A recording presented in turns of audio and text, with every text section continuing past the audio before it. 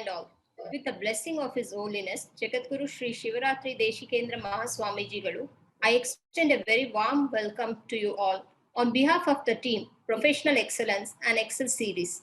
And it's my privilege to be hosting this webinar titled Beyond the Mind, Science and Spirituality.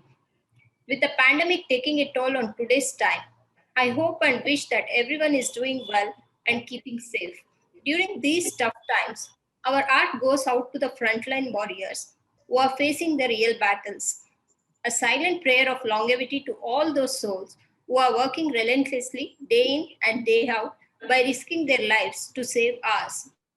Our prayers are with them. Now we'll proceed with the customary tradition of lighting the lamp, invoking Lord Ganesha for uneventful progress of this webinar.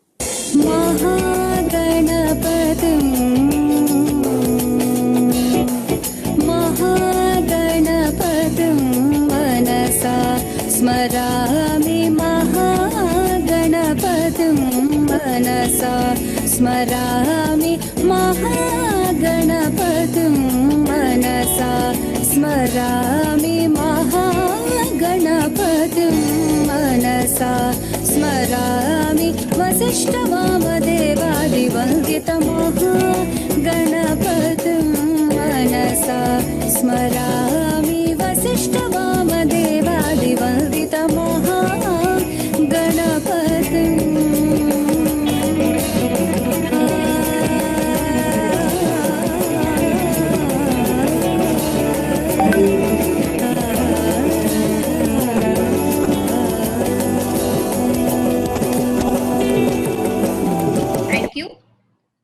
Now I would like to invite Dr. Ashwini, Organizing Secretary of this webinar, to give the welcome address for the gathering, please.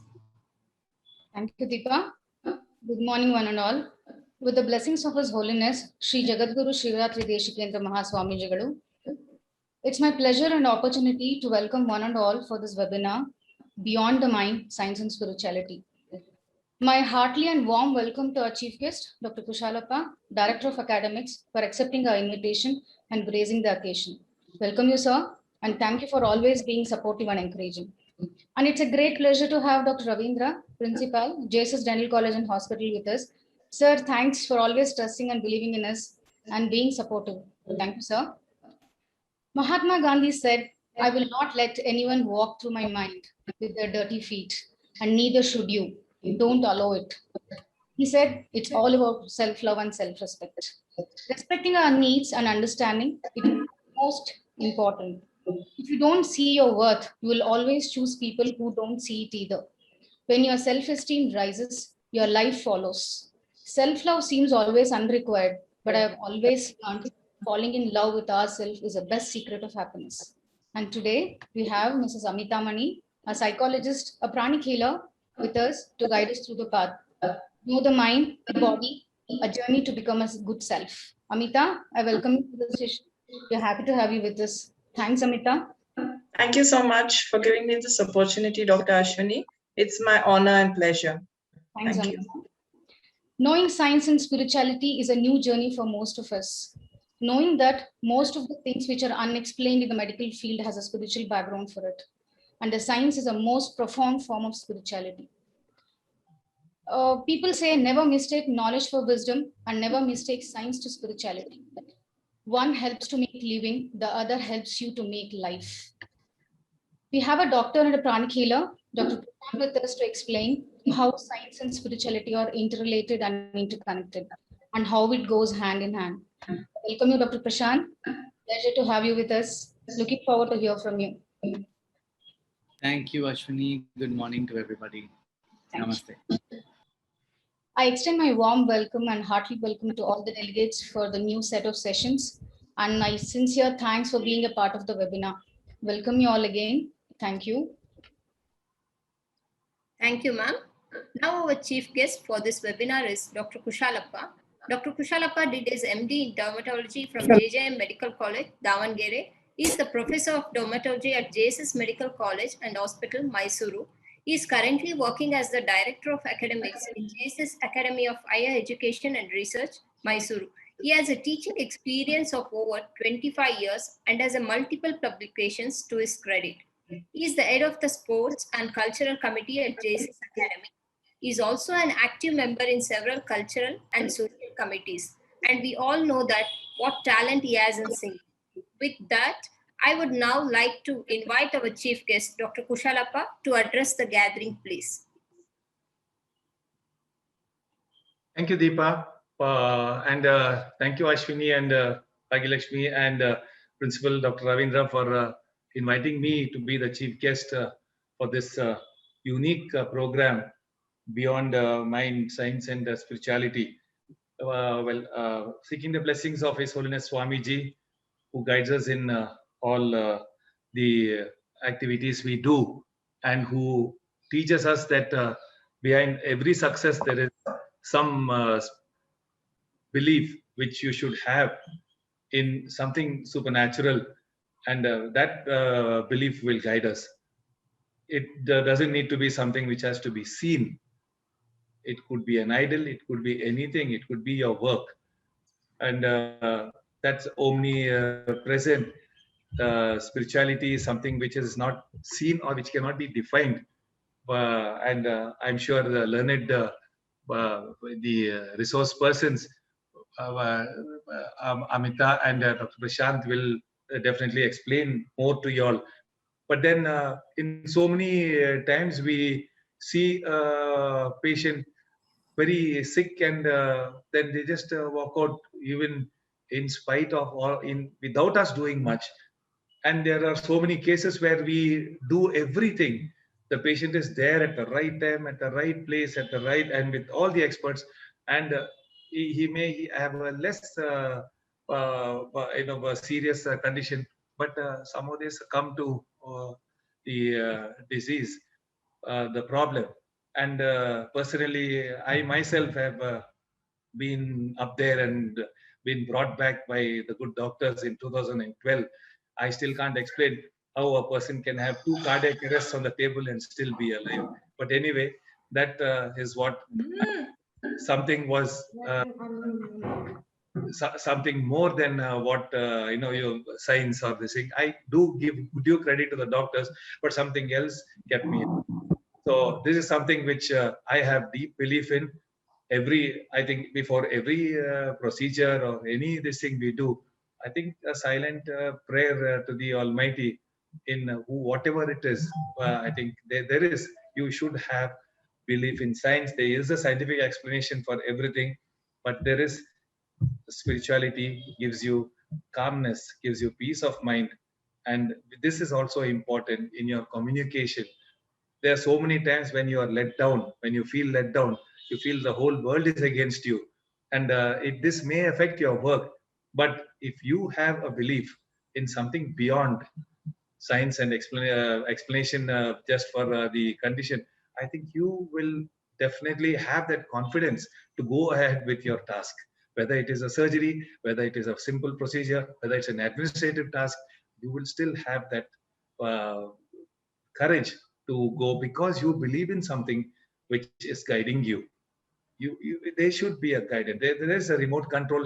God is remote controlling all of us. And I don't want to get into the wonderful explanations which I will have the pleasure of listening to. And again, thank you all for this thing. And with this, I bring the blessings of the JSS Academy of Higher Education and Research, the JSS University, to all of you who are listening. And I bring the blessings of His Holiness Swamiji, our Pro-Chancellor, Vice-Chancellor, the Registrar, and all the faculty. And I'm very happy to be here in the midst of the Dental College and with the resource persons over here. Thank you so much. Thank you, sir. Thank you for your encouragement, always support towards us. Now we have come to the end of the inauguration, and let us proceed with today's webinar. We always need a positive outlook to our lives, and it's now that it's needed more than ever we have felt in the times that we are able to recall in our lifetime. We are also so worried and petrified with a pandemic that no one knows what to believe or how to handle these tough situations. Our minds are in constant wave of stress, which directly or indirectly affects our mental health. To help us develop and achieve a better body-mind integration, we have gathered 2 eminent speakers to guide us through the process of self-love and its importance and help us bridge the gap between the science and spirituality. Not wasting much time, we shall proceed with today's webinar with a quote from a famous quote by Lucille Ball: "Self-love is the key to life. Love yourself first and everything falls into line." You really have to love yourself to get anything done in this world. And yes, we have our first speaker today, and I would like to introduce Mrs. Amita Mani, who will educate us regarding the same upon the topic self-love, know your mind and body. Welcome, ma'am. Amita Mani is a multiple diploma holder covering areas like community mental health, counseling psychology, and mass communications. She is a certified level 2 erratic yoga practitioner who has a practicing pranic healing and erratic yoga for a decade now. With over 20 years of experience spanning marketing, communications, public relations, qualitative research, which includes the last decade in the field of counseling and life skills training, she plays a key role in empowering individuals, students, employees, and organizations in becoming aware and healing themselves. A woman of power and voice, it is our honor to have you share your knowledge with us, ma'am. I welcome you to our webinar. Over to you, ma'am. Thank you so much for your introduction. Good morning to each and every one of you. It's a pleasure and honor, as I mentioned, to be here. And as I start, I'd like to just start with a screen share. So today's topic is self-love, know your body and know your mind. When Dr. Ashwini approached me with this topic, I thought it was a wonderful idea to look at science and spirituality in the context of psychology and psychotherapy. As a psychotherapist in the current space of the pandemic over the last 2 years, it is a matter of concern where people are constantly searching, people are constantly confused. There is a lot of pain, there is a lot of disassociation that's happening. There's a lot of tuning down, numbing that's happening that I'm seeing in my current practice as a psychotherapist. So to move on, what is the story? What is the story between the mind and body connection? There's a very famous psychotherapist called Deb Dana who said the story follows the state. What she means is that basically we human beings are meaning-making beings. Our nervous system starts having a response to what's happening in the world. It does this through a process called neuroception. It's a process of how our body is looking inside the body, in the environment around us, and in the system of another person for cues of safety and danger. So as cues come into the nervous system, the nervous system acts, and in response to it, it moves into safety and connection or into survival modes. Yeah. So as the information from the nervous system gets fed into the brain, then the brain starts making sense of what is happening by making up stories. And so the story comes out of the state that we are in. So our ability to think and critically, to plan, to weigh the pros and cons is entirely dependent on the access that we have to our ventral vagus nerve, which goes from the base of your neck up to your brain and down. The vagus nerve is supposed to be called the wandering nerve. I'm speaking to a community of doctors, so I'm assuming all of you are aware of this. And the vagus nerve moves from the base of your neck, goes up and goes down and ends towards, I think, in the gut. And so we have the ventral vagus pathways where we neurocept safety. When we neurocept safety, we activate the ventral pathways and unlock access to a prefrontal cortex responsible for critical thinking.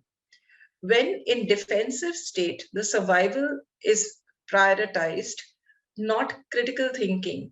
So in defensive states, priority is placed on identifying, evading, or combating danger. And we become much better at scanning for danger though not necessarily better at identifying actual danger. So there's a perceived danger and there's a real danger, right? And in this pandemic time, it's what is happening is that the perceived danger is becoming more harmful than the real danger. This directly impacts our day-to-day functioning and our own very own fundamental experience of the overall sense of self. Acceptance of self, or acceptance of self through body-mind congruence, therefore, what happens is either we are stuck in our thoughts, we ruminate, we obsess, we dwell, we anticipate, and more. Or we are stuck in an emotional state, which is an emotional defensive state, where there's depression, there's anxiety, there's rage, there's panic, there's a sense of overwhelmingness, there's shame and guilt. There's also the coping behaviors, therefore, that come up are maladaptive in nature. And therefore, there are things like that we see, which is addiction, self-harm, and compulsive picking. All of this and many more are ways to attempt to handle the defensive energy that is in the body. So it's critical here to understand that the current context that we are in. In the current context of the pandemic and the environment of anxiety, stress, social isolation, there is a kind of a shutdown, a numbing of ourselves, and a disconnection that is happening between our mind and our body. That is increasingly that is increasingly evident, which is leading to disassociation, anxiety, depression, etc. So people are either too much in their thoughts or are unable to regulate their emotions or are indulging in maladaptive or rebellious or overadaptive behaviors. And this is emerging from maladaptive trauma and coping mechanisms of their past, which may have happened in their childhoods. So in these challenging environments, a mind-body connect can help us develop healthy and functional coping mechanisms. And the way to create a healthy mind-body connect is to identify the circuits within us and how they influence us, sabotage us, or keep us in a functional and frozen state. And we need to also look at what we have in our armor to bring in the change in self-regulation and thereby self-love. So here I'd like to bring your attention to basically the parasympathetic nervous system, the PNS. The parasympathetic nervous system has the role of the vagus nerve, is what I would like to draw your attention to. The two functions of the vagus nerve are socialization and immobilization to some extent, or shutting down what drives our thoughts, emotions, and responses to a challenging environment, relationships, or circumstances. In the current context of the pandemic, a dorsal vagus nerve, which is, as we talked about, the dorsal vagus nerve, which is from the base of your spine that goes up till your gut, leaves us in a state of high alert and is activated because of perceived or real dangers. And therefore, there is a high alert sense that we are feeling emotionally and mentally. So therefore, we see anxiety, stress, repetitive thought loops, etc. in us. We seem immobilized, low on metabolism, disassociated, and in a state of shutdown, protective mode for now a long duration of time. The ventral vagus nerve, which starts from the diaphragm and goes up your heart and moves up to your throat and to your face, is a nerve of socialization, connection, attachment, intimacy, and it's developed during our childhood years, right from infancy. This helps us self-soothe. And it is connected to a heart and an integral in developing and nurturing relationships. This is also being currently denied and unavailable to us because of lockdown, social distancing, and working through technology.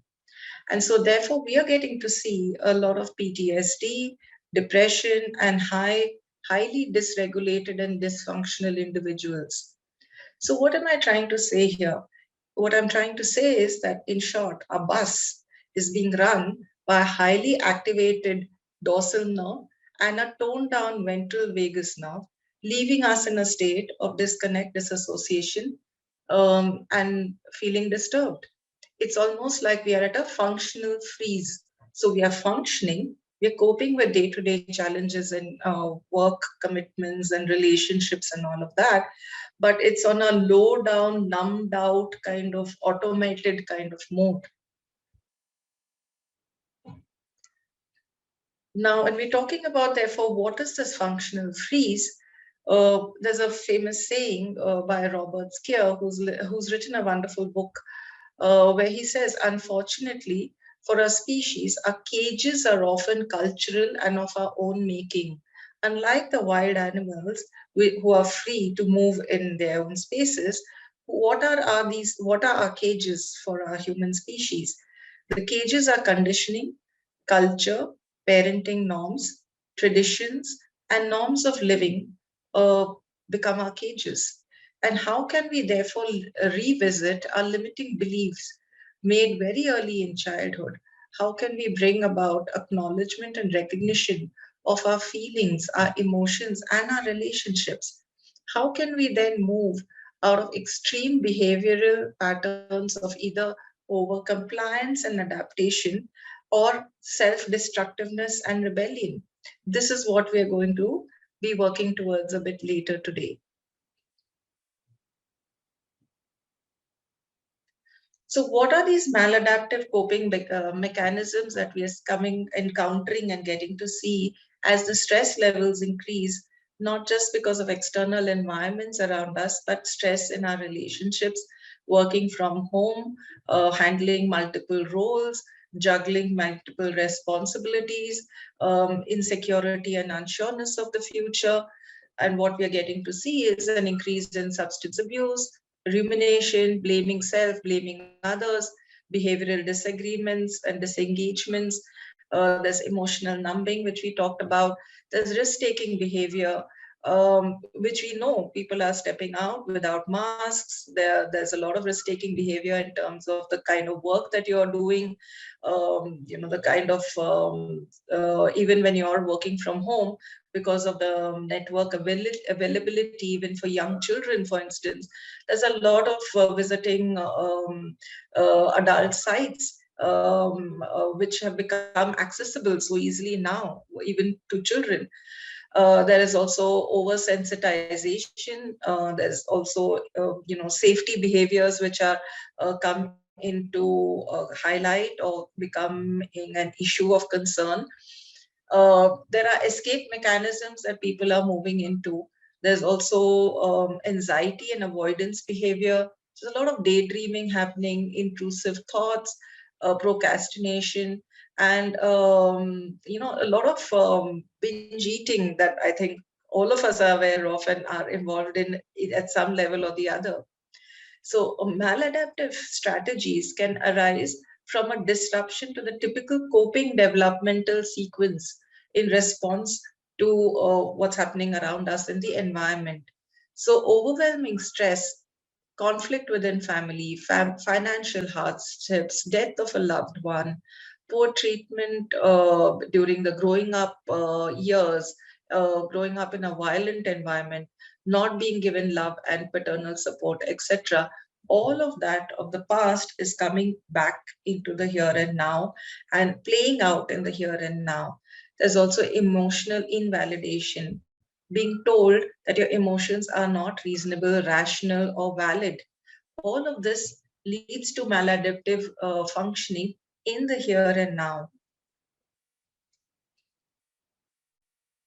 So moving on, if this is the context of, how do we move into self-care and how do we move into self-love and how do we then move beyond the mind to look at what else is there out there that can help us get in touch with ourselves, empower ourselves, give the reins of our life back in our hands and not in the hands of another or the environment or the circumstances or anything else out there. So Brené Brown, a famous psychotherapist, has said, owning our story and loving ourselves through that process is the bravest thing that we would ever do. So we'll start with being present for ourselves. What is presence? Presence is very critical for us because it's almost at the core of our existence. And how do we show up for ourselves becomes very critically important. Forget for the moment others and the environment. But as we look at ourselves, how are we being authentic to ourselves, staying in a conversation with ourselves? What is the inner conversation that's happening within us? We're always exploring new ways to be who we want to be, how we want to interact, where we want to grow, and how do we want to glow, literally. How do we want to bring ourselves out? How do we want to kind of show up in life for ourselves and for others? It becomes critically important. You can do this by observing your own life, which will help you be more attuned with your inner self. When a situation occurs, I would invite you to lean back. Just a small tip of just leaning back and watching the process, your thoughts, feelings, what other people are saying and doing, without trying to react immediately, would help you to just be present in the here and now and to be connected in the here and now. What's happening, what I notice is that a lot of us now who are working online, because majority of us are working online, even this box, this frame of reference of the laptop or the screen kind of engulfs you. So you're constantly, engaged. You're constantly overwhelmed by what's coming in and what you need to give out.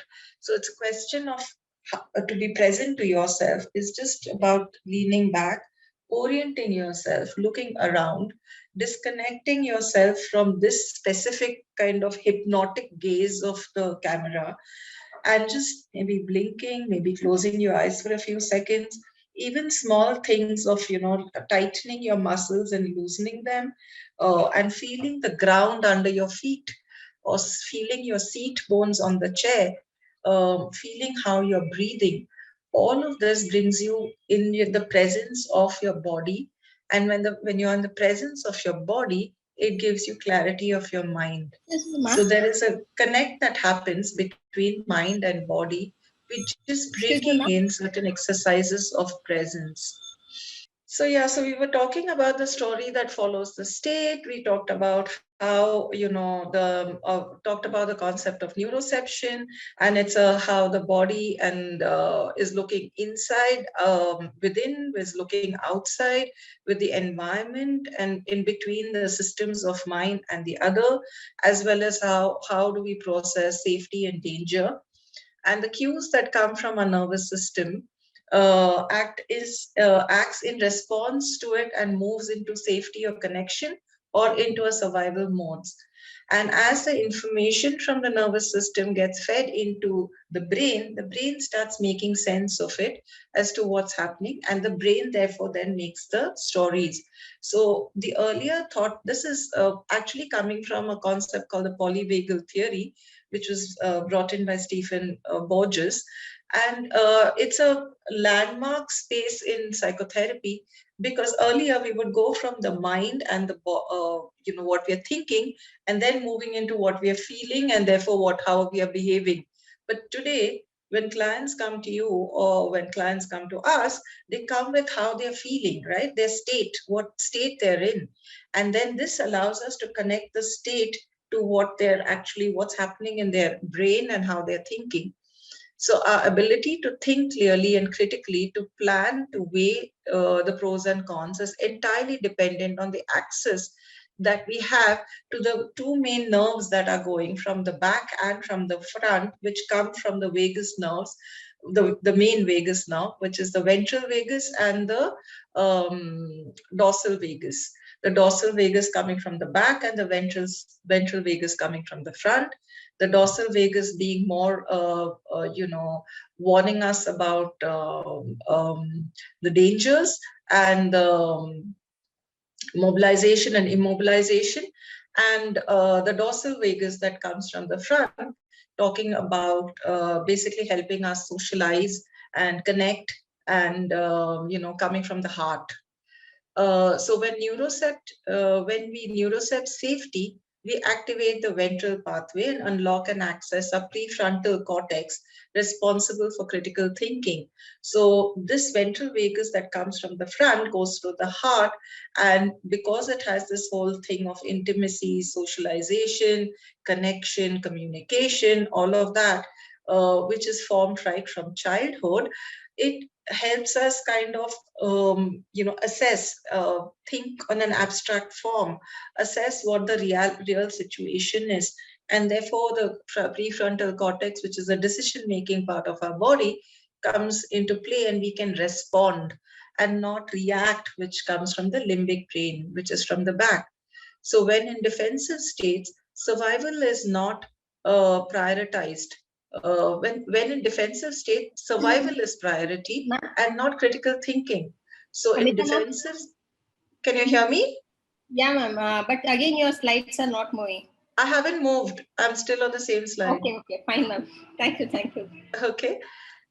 So I've covered this mainly, and we were talking about becoming better at scanning for danger, though not necessarily better at identifying actual danger.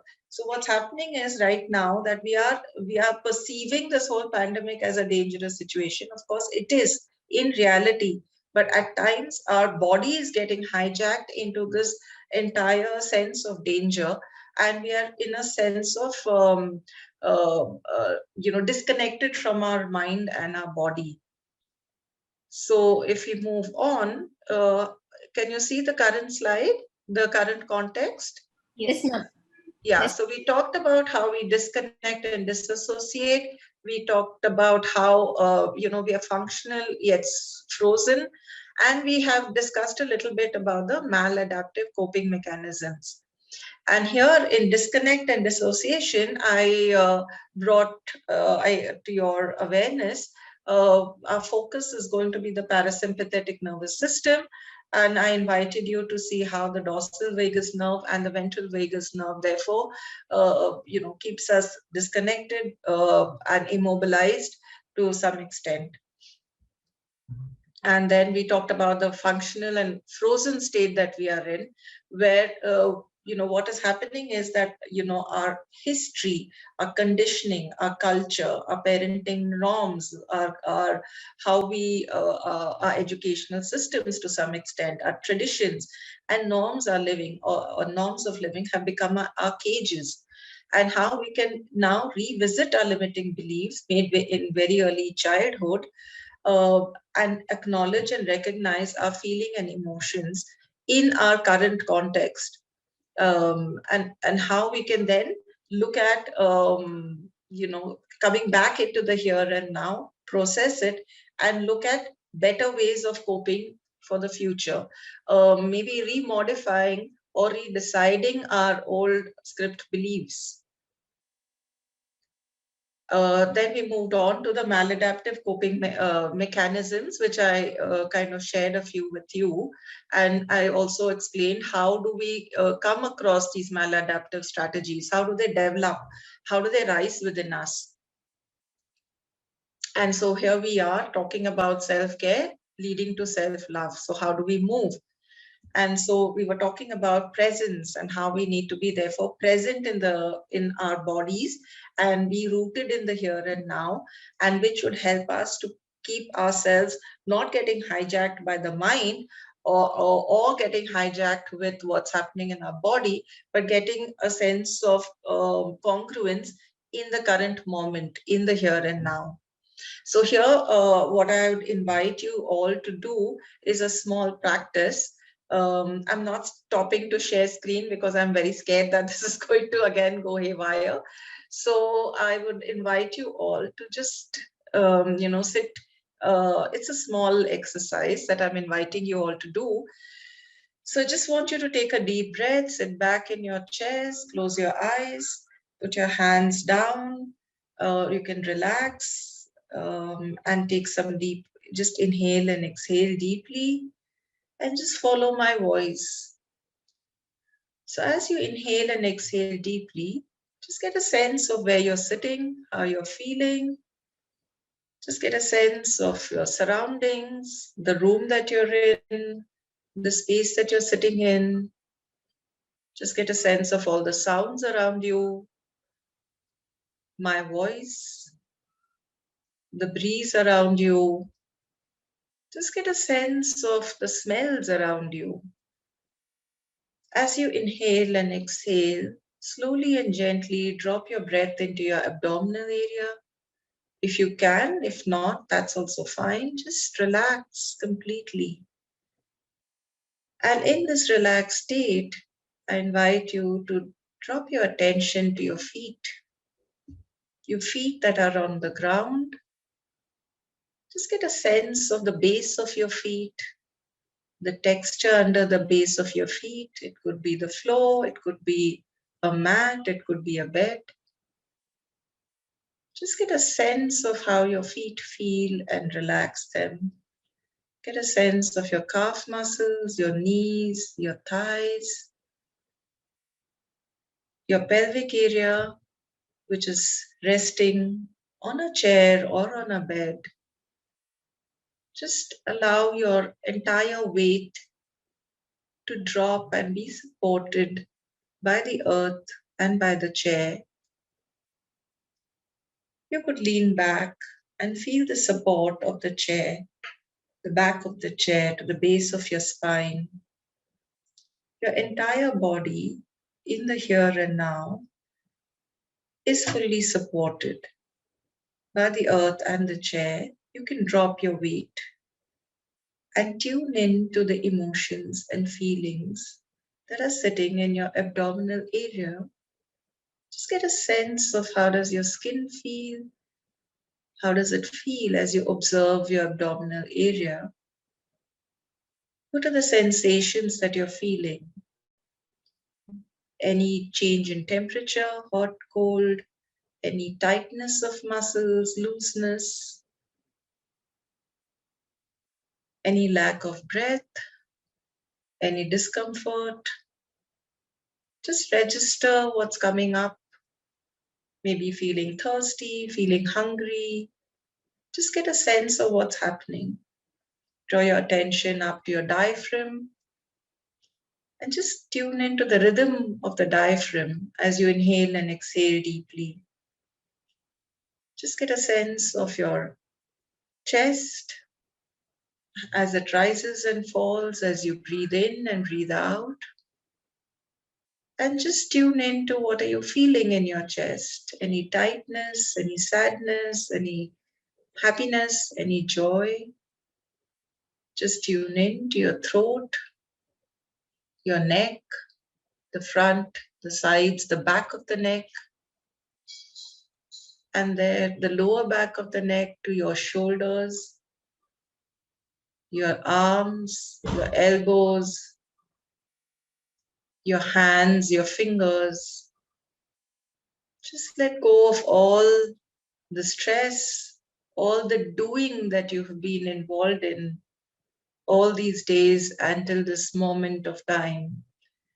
At this point of time, let the weight of your shoulders and your arms fall down next to where you're sitting. For the moment, it's okay to let go.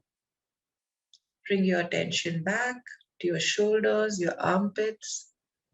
Bring it up to your neck, to your jaws, your face. Your cheeks, your lips, your nose, your eyes, your ears are fully and totally relaxed. Relax your forehead, your head, the middle of the head, the back of the head, your left and right side of the head.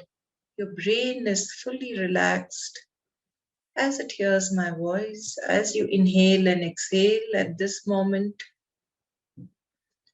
just relax. Just be aware of the thoughts that are coming in, one behind the other. Maybe there's a pause, a gap between the thoughts. We are like the sky and the thoughts are like clouds. So just lean back in the chair and just observe these clouds move on the screen of your mind. Drop your attention back to your back head, down your spine, to your entire muscular skeletal system, your ribs, your spine, the top of the spine is completely and totally relaxed. Just get a sense of how you're feeling. Drop your attention down to your lungs, to the middle of the spine, to the base of the spine, down your legs, down your calf muscles, to back down your feet. And this time, just feel the energy and the power of the earth supporting you. Just tune into that and allow that to nourish you, nurture you. Come up again, the front, up your body, up till your face, and get a sense of the connect of the energy around you, of the universe coming in through your head, through your top of your head, through your crown. And as you do this, inhale deeply, exhale through your mouth, and you can make a sound as you exhale. You can go again, inhale once more, and exhale. And as you do this, you can open your eyes and gently come back into the here and now. And maybe you can put in your comments in the chat. And this exercise that we did just now is called centering. And I would invite you, all of you as doctors, to do this at least maybe 2 or 3 times a day, to just be in touch with the present moment. I understand in this, as frontline workers, literally, you are all in the front lines to some extent and are rushing and moving from one space to another, rushing through roles, rushing through time, rushing through space at times. And it's critical to just take a moment to center yourself and be present to the needs in your body. Now, some of you may have gotten in touch with maybe a sense of fatigue, maybe there might be, a need to drink a glass of water, or something as basic or as eating maybe something small, or it could be a tightness somewhere. And as you relax that and tune into what your body is saying, or what the thoughts are going on in your mind, there is a congruence that happens. So when we talk about connections and disconnections, this is centering helps you a lot because it kind of connects you back into the here and now and disconnects you from all the trauma, all the issues, all the worries, anxieties of the past, or all the worries and anxieties of the future. So what are we talking about when we're saying fostering greater capacity in your body? We're talking about, to give you an example, if you hit a toe against a table, yeah, what happens? Immediately there's a pain, there's a shock, maybe there's anger to the table, to someone who's moved the table in your walking area. And what do we do then? We tend to kind of move away from the pain immediately. We tend to disassociate from the pain immediately, and we kind of rub it and just kind of move on. And what happens is that we don't pause, we don't register, we don't acknowledge, we don't allow the experience of the pain in that moment. And we kind of shut it down. And this shutdown is what is is the trauma that kind of gets trapped in our body. And we are an amalgamation of many such traumas of the past, right from when we were infants and when we were running on the road and we fell, and immediately the caregiver around us, whoever it was, because of their issues, their fear, their anxiety, their maybe guilt of having let you go, or maybe some process that they were going through, immediately rush to us and say, it's okay, don't cry, it's okay, don't cry. And they scoop us up without allowing the child to process what has happened. And what invariably happens is that the child looks at the caregiver's face, which is so anxious, which is so traumatized, that the child starts taking care of the caregiver and learns to disassociate from their own pain. And so we've been doing this all our lives till now, right? We've all pushed it all at the back, and it's been there trapped in our body in some form or the other. Given that, it's time now to release those traumas and release those trapped emotions. And how do you do that? There are many ways to do it. Centering is one, breathing exercises, yoga with awareness, meditation practices, maintaining a journal, forgiveness. There are exercises where maybe in the shower, sing aloud or yell or shout on top of your voice. Free flowing dancing, all of this releases the trauma which we have been carrying over the period of time and keeps us rooted in the present, here and now. So presence is one important tool. The other tool is intention. Dr. Wayne Dyer, a very famous coach, life coach, said the power of intention presents the 7 faces of intention. And which are these? There's creativity, there's kindness, there's love, there's beauty, there's expansion, there's unlimited abundance and receptivity. So as you've come in today for this talk, ask yourself, how can I be more creative today? In a lockdown space, there are many opportunities of creativity. How can I be kinder today?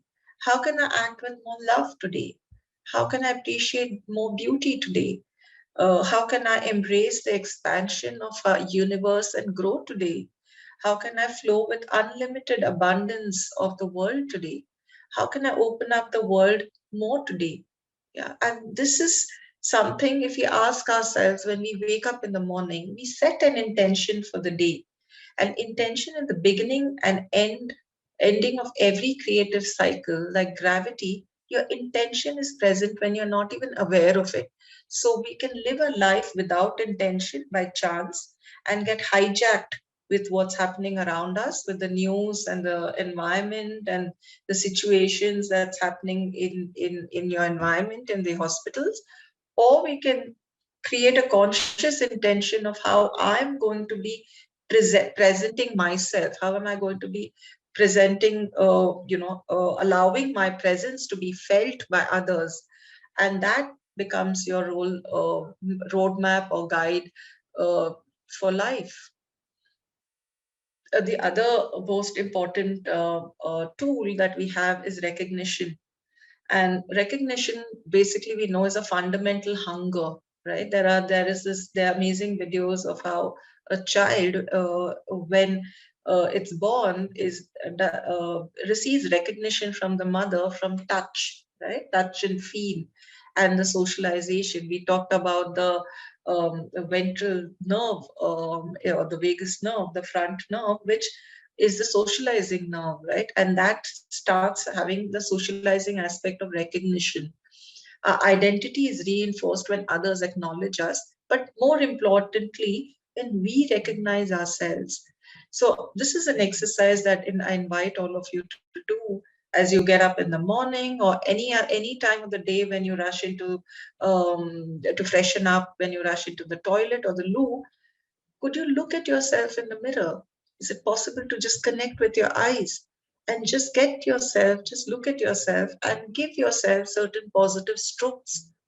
Because Eric Berne, another famous psychotherapist, and who brought up the transactional analysis theory, spoke of strokes as a unit of recognition. So there are positive strokes and there are negative strokes. There are conditional strokes and there are unconditional strokes. We give a lot of conditional strokes for our doing. You did well in school, you get a stroke, you get stroked. You did badly in school, you get a negative stroke. You get a pat on the back or you get a whack on your head, either of the two.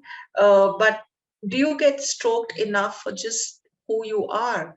Do you hear yourself saying this to yourself, saying, I love myself. this is a great, today was a great day and you did a good job, Amita. Just giving yourself those pats on the back and those positive strokes gives you a sense of recognition and, expands your heart and expands your horizons and gives you a sense of identity in the here and now. All of this helps you to connect your mind to the body and prevents you from maladaptive behaviors and emotions. Communication is again really, really important. The need for self and the need for other. How do we communicate? So either we communicate by blaming out and criticizing ourselves. Oh, I should have been more like this, and coming from a space of guilt, shame, and depression, or we come from a space of blaming others and criticizing others. You are like this, you are like that, and we come from a space of anger and aggression. uh, Instead of doing this, can we look at sensing our own feeling and needs and sensing the feeling of the others also? So, one example of that would be when I hear you say, I feel because I need. And if we can connect from our needs that we have, which sit literally in our abdominal area, there is a lot of emotions that kind of get a chance to get cleared, because when the needs remain unexpressed, there are all those disturbances in our stomach of anxiety and fear and anger and being a feeling of being unfulfilled, unrecognized in the face in for yourself and in the face of others, which then we know lead to a lot of psychosomatic issues like irritable bowel syndrome, leads to a lot of resentment that goes and sits into our organs and causes a whole lot of other issues eventually. So either you can come from a space of low self-esteem or defensiveness, or you can come from a space of meeting your needs and connection. So Don Miguel Ruiz, again a very famous, he could be called a spiritualist as well as a life skill coach, said whatever happens around you, don't take it personally. Nothing other people do is because of you, and it's because of themselves. The other most important thing that we don't realize is nourishing spaces. Spaces are important, and there are four layers of spaces. There's an intimate space, there's a personal space, there's a social space, and a public space. Space is something as Indians we are not really very aware of, because we tend to kind of all of these spaces get merged. We don't have the luxury of space given our population, but because of that, it's causing a lot of mental issues today. Also, architectural space is closely related to people's psychological feelings. Buildings and spaces affect our moods and well being. There are specialized cells in our hippocampus region of our brain which are tuned to the geometry and arrangement of the spaces we inhabit. For instance, square, circular shapes of the room, uh, or rectangular spaces, high ceilings, low ceilings, all have an impact on how we feel and how we engage with our environment. There's a study that found that most people feel better in rooms with curved edges and rounded contours than with rooms with sharp corners. Some spaces make you feel good and some spaces don't. We are aware of it, right? And this is because we get in tune with the energy of the space. Some are designed to work in, to live in, and every space has a specific purpose. And that's what is getting now conflicted and confusing, because when you're doing work from home, you're actually bringing a workspace into your home space. So where is the space in your home which you can make then as a nourishing space, where you can actually create a corner, however small or big your room is, which is a space that you can go and do your centering, do your meditation, maybe a little bit of breathing, and get in touch with your mind and body and get in space of congruence to then look at operating at the full optimum level and growing in a more conducive and happy way. Nature impacts our well-being. We are aware of that. So yes, while we are in a lockdown space and we are confined to buildings and apartments and closed spaces, there's always a balcony, there's always a terrace, there's always a window that you can look out to and see some greenery and just get a sense of the nourishment and the energy that comes from greenery, the power and the, what do you call it, the gravity and the what do you call it, the kind of nurturing that you get from Mother Earth. Just, allowing yourself to smell, there's monsoons happening now, the wet sand, getting the smells of trees, fruits, hearing the sound of birds. It just brings you back into the here and now, which is really critical and important, because then this mind doesn't take you off on a trip, or your nervous system is not overacting in maladaptive manners. So the other important thing is keeping a rhythm and structure. We are, as doctors, aware of the circadian rhythms, so I'm not going to get into that, but rhythm and structure are human hungers.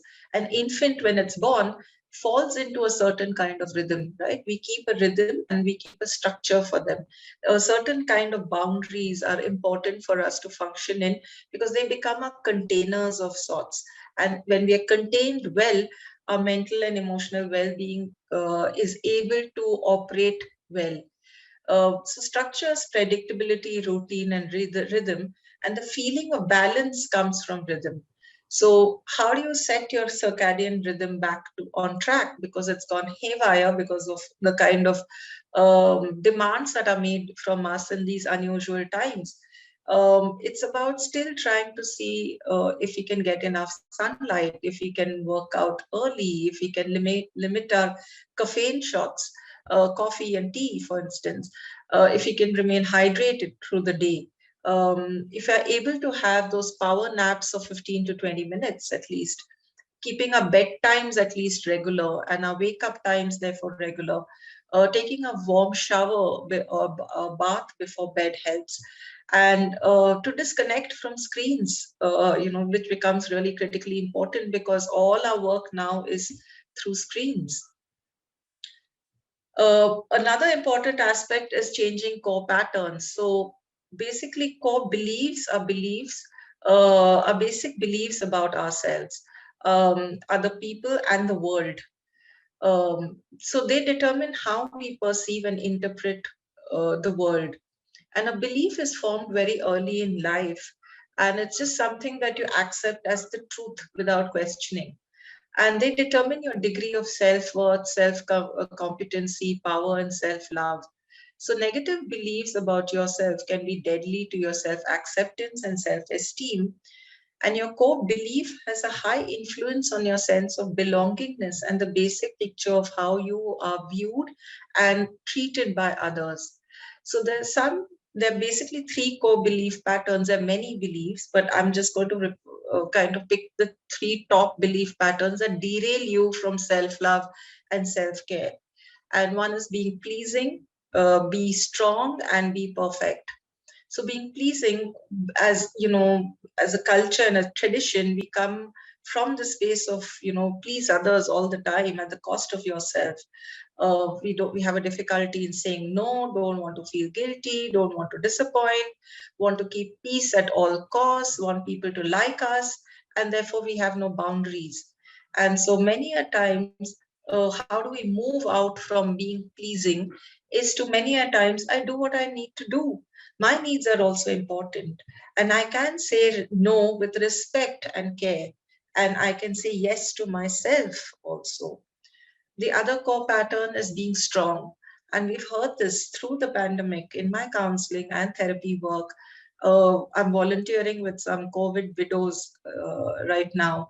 And what they come to me is like, everybody around me is telling me, ma'am, to be strong. You can go through this, be strong. And I just need to take a moment to grieve. I just want to take a moment to feel the loss of the person whom I've lost. And that permission, is it possible to give yourself? Is it possible for you or for each one of us to take the support, to ask for support? Yeah, it's difficult to be strong at all the time. Yeah, uh, to be strong means not to ask for help, to feel obligated, to not know how to make a request, to be scared of being dependent or to be seen as needy, and to give yourself permission to rest only when you're sick. You cannot ask for a hug or for a nurturing or for, just to sit down and take the support of someone. And there is this whole push to be always be seen as capable and strong. And as human beings, that's a huge pressure that we need to carry at all times. It's impossible, actually. And so, is it possible for us to reframe these beliefs and say, and redecide in the here and now, that I will ask for help and make requests? I will accept the care and nurturing offered. I can rest my mind and body. I can take a few moments in my nurturing space corner and just be present and recognize myself and say, okay, good job. Came up till here. This too will pass and we can move on. Yeah. And so this is a pattern that we need to change. The other one is being perfect. And we all know this. Being perfect all the time is a delusion. Yeah. Difficulty with delegating. I can do this faster and better. Inability to trust people. Micromanage staff, want to be seen best at all times and best in all roles. And we see this happening at home today because all the roles are getting diffused. As a mother, as a sister, as a wife, or as a husband, as an employee, as a brother, as a friend, all these roles are getting diffused, and you want to be perfect in all the roles. It's an impossible task. And so, is it possible to say, I can accept a lesser standard in myself and others? Because whose linear race is this that we're running? It's my life, and I choose to lead a holistic life. And so, can I make it holistic? And can I say that, this standard that's fixed is by whom? And I don't accept these standards. And is it okay to make mistakes and learn from them? And I can delegate a few things. And yes, they may not meet a certain standard that's been kind of fixed, but that's okay because we are going to get rid of these standards now and allow people, give people permission and myself permission to do the best they can. And so the mindset in self-care, therefore, has to be to create a sense of self-awareness. Your mindset is basically how you approach life, right? It's made up of your beliefs and plus your attitudes. What's going on in your heart matters because your stories and your habits create your reality. Going back to understanding that the state creates the story, and what are the stories that you're creating, and how are you then interacting with reality. Having a mindset self-care routine is as important as looking after yourself physically. So accepting the world and accepting the self, paying attention, prioritizing yourself, allowing yourself, giving yourself the permission to let go of all the stories, all the limiting beliefs, or that all the trauma that you've been carrying, and seeking help for that. Coming from a space of an attitude of gratitude for what you have right now in the here and now. Giving yourself some time for reflections in that nourishing corner space that you create for yourself, and to create and set healthy boundaries. When do I say yes for myself and I say no to others?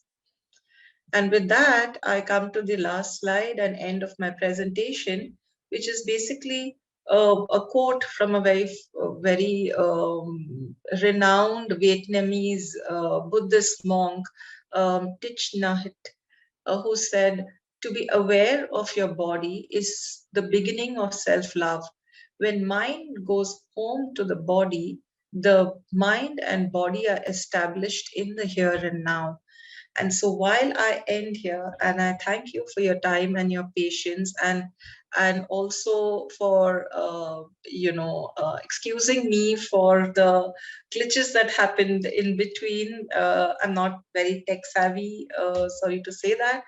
But thank you for the opportunity. And while I talked about the body and mind, Dr. Prashant will take you beyond the mind into science and spirituality. So thank you so much. Any questions?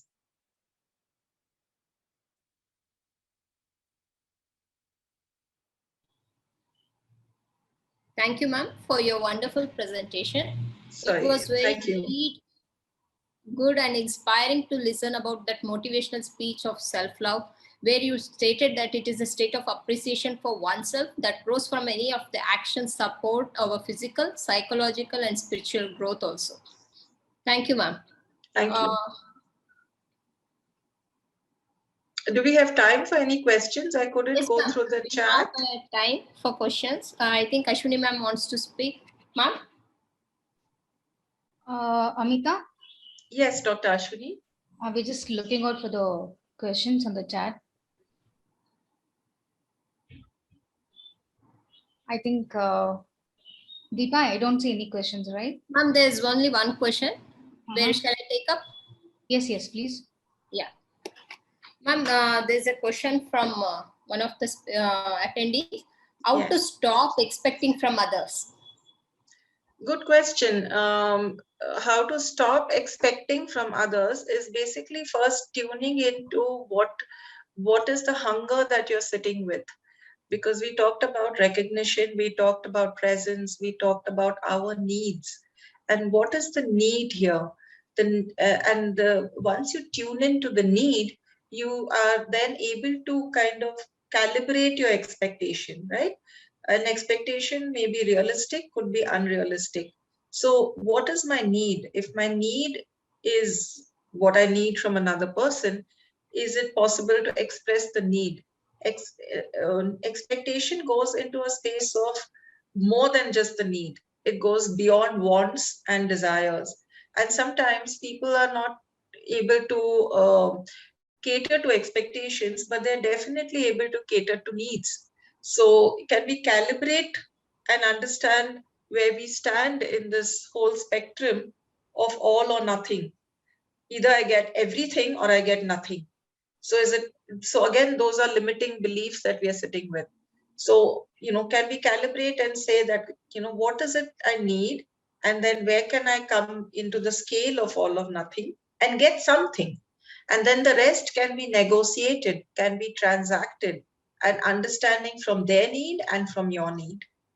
I hope that cleared the question to some extent, because usually the conflict is in expectations, but the expectations sometimes are unrealistic, sometimes not even communicated. I can't read your mind, right? So unless I ask, how will I know what you're looking for? And how will I know how to match my need with your need? Thank you, ma'am. Shall we You're go welcome. to the next question? Yes. From Dr. Nandlal B. Any Yes. preferred time for practicing meditation and how to repress the stories? Very good question, doctor. So I wouldn't recommend. So whatever you resist persists. We know that. That's physics, right? So repressing stories would not be a way of dealing with life. It is engaging with those stories and understanding where they came from and what was the purpose, like what was the state that created the story. So was it coming from a state of fear, from a state of perceived danger, or state of non-recognition, no intimacy? And that was when you were a child. So today, does the story still stand true? And is it possible for now to re-look and revisit at the story and let it go? And what is left is a feeling in you of the child, the inner child in you. And how is it as an adult in the here and now? Can I offer myself that comfort? Can I offer myself that forgiveness? Can I offer myself that sense of just letting it fall off my body and say, you know what, it's okay, it's fine, it's just how do I bring back ease into my life? And for that, the meditation practices are phenomenal, or reflection, inner reflection, and understanding where it came from, just leaning back sometimes and watching it, as I said, imagining yourself to be the sky and watching these stories as they play out and say, this happened, but today in the here and now, it doesn't really have that much of power over me. When you allow these stories to play out, you take away the energy from them. When you push it back and you repress it, or you try to bury it, it takes a lot of energy that goes into it. And therefore, when energy gets stuck in those spaces, you're in a functional freeze mode. So you have only X number of energy to function. And that's where you end up feeling a bit of disconnect, and you numb yourself down. Yeah. And the other, I hope I've answered that adequately. The other Yeah. question of meditation, uh, preferred time for meditation, I would at the beginning encourage you to at least try and meditate every day in your nourishing space, which is clean and nice, at least for 10 minutes. If that is possible, any time of the day is welcome. Because another thing that we do in our mind, because we have trained our mind so well, is to say, oh, the best time of meditating is only in the morning, and oh, I didn't wake up, so today is gone, I'll meditate tomorrow. I wouldn't encourage you to do that. I would rather say find 10 minutes any time of the day, and at least start with the practice of meditation. Once the practice is honed to some extent, then you can choose and say, okay, morning or night is a preferred time to meditate. It's like brushing our teeth, right? We don't brush our teeth in the middle of the day. It's a habit we develop to brush it in the morning or in the night. Can we link it to that? And once we start the practice, it becomes automatic. Would that help? Thank you, ma'am. The You're next welcome. question from Yes. Avina Jaydevan. How to appreciate ourselves continuously? I don't feel motivated, especially because I have no goals. How to overcome this? Very good question. Extremely insightful and deep. And all of us struggle with self appreciation because, as a culture, that's not something that is encouraged, right? If, as children, if we are caught watching ourselves in the mirror or looking at ourselves, it's considered that you'll end up becoming too proud, or, what are you indulging in, really? I mean, why are you doing this? You shouldn't appreciate yourself, you'll become too proud. And that somehow keeps us disconnected with ourselves. So, for self appreciation, it would be a good idea, as I said, when you wake up in the morning, when you look into the mirror before you brush your teeth, just engage with yourself with the eyes. Just look into your own eyes. And at that moment of time, is it possible to say, to just recognize where you are? You've survived a lot, you've reached where you are because of a lot of things, despite everything, despite and in spite of everyone, the circumstances, the others, and blocks and issues, traumas within you. So is it possible to acknowledge that? Is it possible to just engage with that? Is it possible to just give yourself a hug in the morning when you wake up? Just give yourself a rub and a hug. And just, as you do this and as you kind of touch yourself, as I said, intimacy, recognition comes from actually activating the front vagus nerve, the ventral nerve, and just touching it at times gives you a sense of okayness to begin life with. We disconnect from ourselves by not, just getting a sense of ourselves. So that breathing helps in self appreciation. Breathing from the abdominal helps, and complimenting yourself, giving yourself positive strokes, and asking for positive strokes. A lot of times, when people are complimenting us, we are not sure how to take them. We either okay, we are not able to engage and say thank you so much. or ask for a compliment saying, how was my curry today? Was it tasty? Yeah, you're a good cook, Amita. Great job. Good. You end up feeling, why is it difficult for us for asking for positive strokes? Uh, at work, if we ask for something, it's possible that we get into the habit of receiving apart from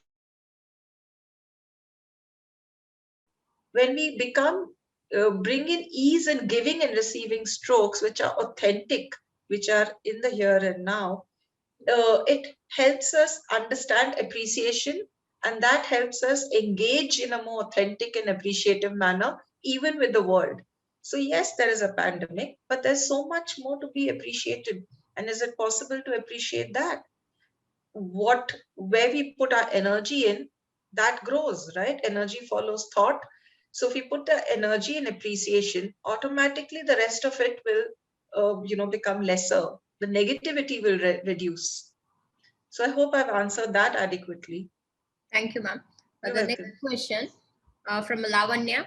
How do we detach or not respond from others' criticism or any other comments?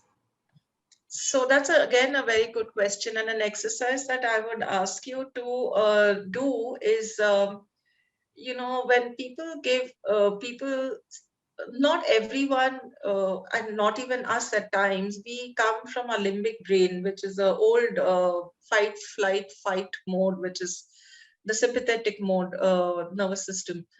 And so a lot of times it's on reactions and not on response, right?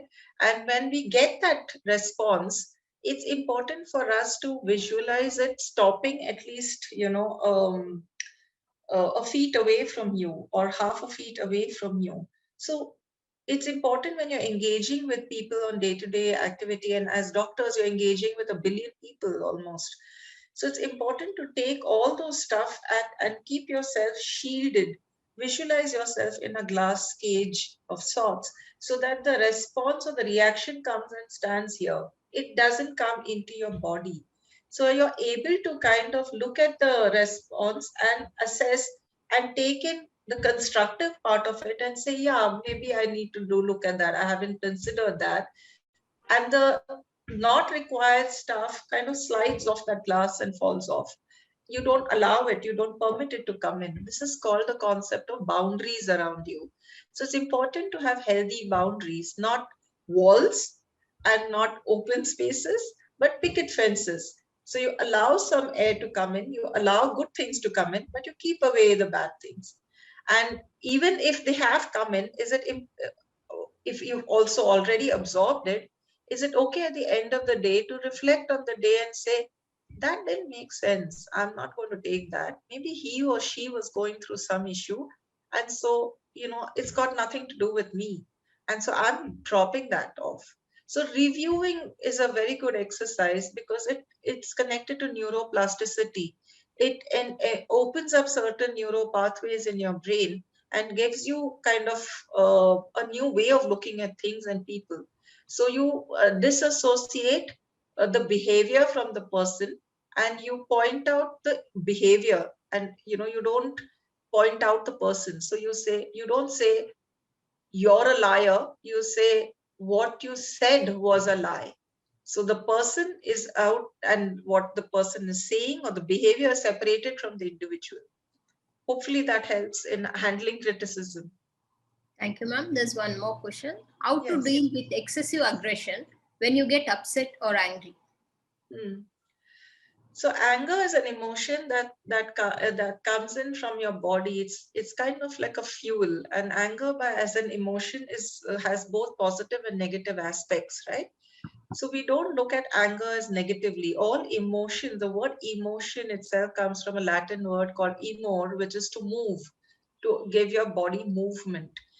When you have passion and emotion, it ignites you, it gives you a sense of protection and identity. So when anger comes up, what we are looking at a regulation of the anger. So it's like, imagine a fire. If we didn't have fire at all, we would be starving. We wouldn't be able to eat. We would be cold. If we were in cold countries, we would freeze to death. So we need fire, but we need to regulate. We've learned to regulate fire, right? So even in our body, we need a certain level of anger, but we need a regulator on our anger. Sometimes we go into extreme passive behaviors or extreme aggressive behaviors because our needs are not met or are not communicated. We don't know how to speak or express our needs and our hungers. So need is at one, there is expectations, then there are wants and desires, then there are needs, and then there are hungers. And these are layered, these are stacked on one another. Needs come right from the hunger comes right from the base, right? Which is a hunger for recognition, hunger for appreciation, hunger for love. And when that's not addressed, the anger comes up. And is it possible then to understand what am I hungry for and address that? Yeah. And then go up to a need level. What is my need? And then go a notch up. And then figure out how can we communicate assertively and not aggressively. So how can we, so we're looking at collaborative methods and not compromised methods. So if I compromise, I will sit in resentment. If I collaborate, then it's a win-win. So is it okay to communicate, negotiate, transact, understand, and then look at, okay, your need versus my need, your hunger versus my hunger, your want versus my want, and then look at a way that both can be catered to.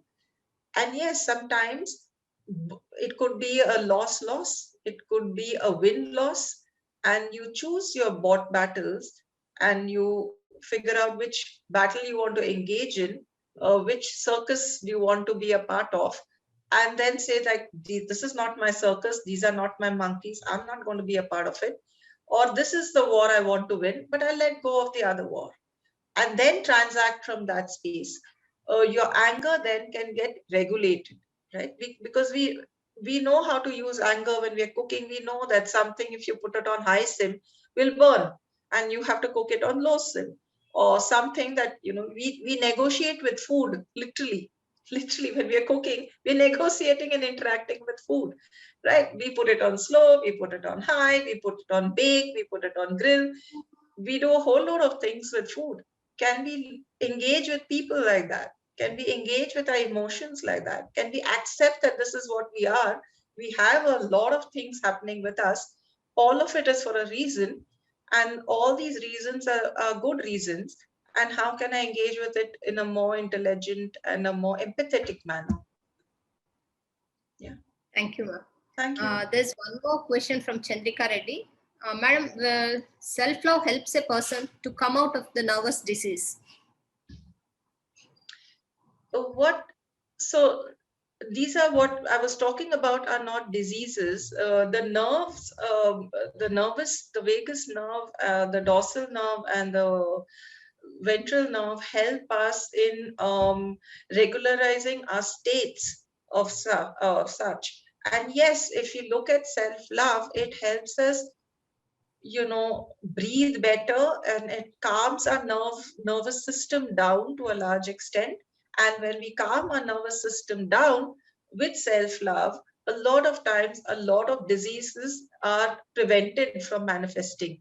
So yes, actually, there is enough research to show that if you appreciate yourself, if you love yourself enough, if you're empathetic with yourself, if you give yourself the right permissions and allowances, if you're able to revisit and re-look at your trauma and the blocks that you're holding and forgive yourself, there are cases of cancer even, and tumors disappearing and cancer being revised or contained. So yes, self-love does magic, actually. Is in the same case, undiagnosable disease, how to remain strong? There is nothing that is undiagnosed, I feel. I mean, diagnosis is possible if you are able to look at what is the symptoms, right? You look at symptoms, then you look at understanding what are the feelings that are coming up lying beneath the symptoms. What is the emotion? What is the environment? What is the trauma that is there? And you identify the trauma to a large extent, disease is basically what? It's dis-ease. So that you're not in ease. So how is it possible to bring yourself to a space of ease? So the ease could be an external impact from another person or the environment, or it could be an internal impact which is coming from within. So identifying the cause is basically the diagnosis. If others are not able to diagnose it, you know your body well. And that's the main problem. What has happened that in the last 2 years in the pandemic that I've noticed, most clients don't want to go within. What I mean is that, is it possible, if you're looking at this pen, is it possible when we do centering is to getting in touch with what's happening inside and what's happening outside? And the way to go within fearlessly is self-love through meditation practices, by bringing in ease and not being judgmental when you go within. Recognizing when you look at yourself, not look at yourself through the eyes of criticism and censor, saying this is wrong, that needs to be corrected, this is not right, that is not right. Instead, can I look at myself holistically and say, not bad, but then, yeah, maybe you could lose a little weight, maybe this could be done better, maybe that is not right. But is it possible to engage with ourselves with a little more sense of humor, a little more ease, befriend ourselves, not run away from ourselves, and look at constantly correcting ourselves from an outsider's point of view? I would know myself best. How would anyone else know me better than me? And is it possible for myself to know that my story and my purpose and my life and my relationships, where I come from, are mine? Can I own it holistically? Can I revel in it without any fear or any judgment of any kind? When you do that, there is a sense of cause that you will find, you will discover for sure. Thank you, ma'am. There's one Thank you. last question. How Yes. to differentiate the self-love and selfish? Yeah. Yeah, I hear this a lot, especially on the eastern hemisphere of the world. When you start from the Middle East and go till China, we come from a racial mix of people who are more other oriented. We travel in groups. We are group oriented. Uh, you move from Middle East to the Western hemisphere, they're more individualistically oriented, right? So that's, we know now from genetics that that's kind of in our DNA. We think like that. The moment we talk about self-love, I get these questions of self-indulgence and being selfish and all of that. I don't think as a culture, whatever we do, we'll ever reach that space of individualistic hedonism that at some level the Western culture has reached. I'm not saying that is good or this is bad. What I'm trying to say is that to make the best of both. And today, having the internet and being in a globalized society, it's good to look at a mix of both. Yes, we are looking at moving towards a group globally, a human togetherness, but it's very important to see what role I play and not flow in with the tide literally and get flown and drifting with others. So how do I place those boundaries, and how do when I love myself, I'm able to actually give and receive better. So loving myself makes me work better in other roles, and we've all experienced this in life. When I do this, when I'm engaging and talking to all of you for over 1.5 hours, I will go back and interact with my family in a more fulfilled way, right? I'll feel better because I've done this engagement, I've got certain appreciation, certain strokes, shared my knowledge and all of that. And now when I go back into the role of a mother, of a wife, or a caregiver of some sort, I engage more holistically. So that's not being selfish, that is being actually coming from a space of self-love. So it's important that these are the limiting beliefs that we sit with, to re-engage with them and say, this is really not selfish. I don't think it's selfish. I think it is this. And saying, okay, and even if it is to some extent whose judgment is this? Who is judging you to be, selfish? And can we then understand where they're coming from and understand where that selfish label is coming from? Is that, I hope that's addressed the answer adequately. Thank you, ma'am. It was very indeed to inspire about the motivational speech, as well as answered all the questions. Thank you. We request you to kindly receive our token of appreciation in the form of certificate. Thank you so much. Thank you. Thank you so much. Thank you, ma'am. Thank you, ma'am. Next, we are moving to our second session. Earlier, it was believed that science and spirituality were two different worlds that were totally unrelated, wherein science deals with the knowledge of concrete forms of matter in the physical world, whereas spirituality moves beyond the physical world into the non-physical realm, which has been difficult to analyze with. This, however, doesn't stay true for the present times. We have come to realize that they are in fact two sides of the same coin, with more evidence coming to the fore about spirituality playing a critical role in everybody's daily life. And to extend it further, World Health Organization has included as a fourth domain of health definition apart from the physical, mental, and social domains. As Mohandas Karamchand Gandhi once said, if both science and spirituality go hand in hand, only then one can create heaven on the holy earth. With this, we shall introduce the speaker for the second session, Dr. Prashant ji. Welcome, sir. Dr. Prashant is a consulting homeopath, certified pranic healer, and senior pranic healing instructor affiliated with Institute of Inner Studies. He is the author at Prana World, a blog. This is all about healing, spirituality, and wholesome living. He specialized in treating using a combination of pranic healing and homeopathy, and works with the vision of integrating medical sciences with pranic healing into a therapeutic tool. He is also a Carnatic classical vocalist who is majorly passionate about music. With that briefing, I would now like to welcome Dr. Prashant. Over to you, sir. Thank you, Dr. Deepa. Thank you, sir. Thank you. At the outset, I would like to thank all the panelists and Swamiji and Ashwini, especially for organizing and coordinating it with me and Amita. And I also congratulate Amita for a fantastic lecture. And I really enjoyed your slides. I was focused on what I want to talk, but then I was drifted with looking at your presentation and listening, and also the questions.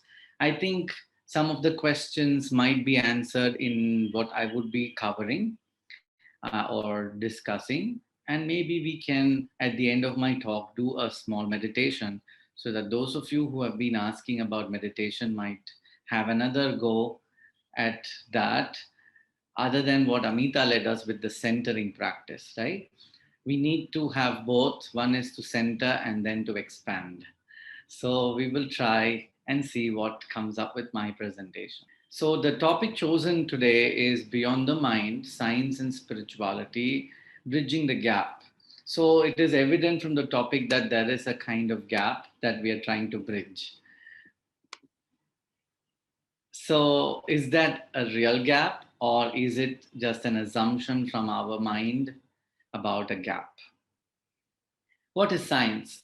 Science is intellectual and practical activity encompassing the systemic study of the structure and behavior of physical and natural world through observation and experimentation, right? That is how science is formed. So if you remember school days, that is what we did. We had theory, we had practical, based on our study of whatever we did through theory, theoretical understanding, and practical observation, we concluded something. That is science. Now, what is spirituality? The quality of the being concerned with the human spirit or the soul as opposed to the material or physical things.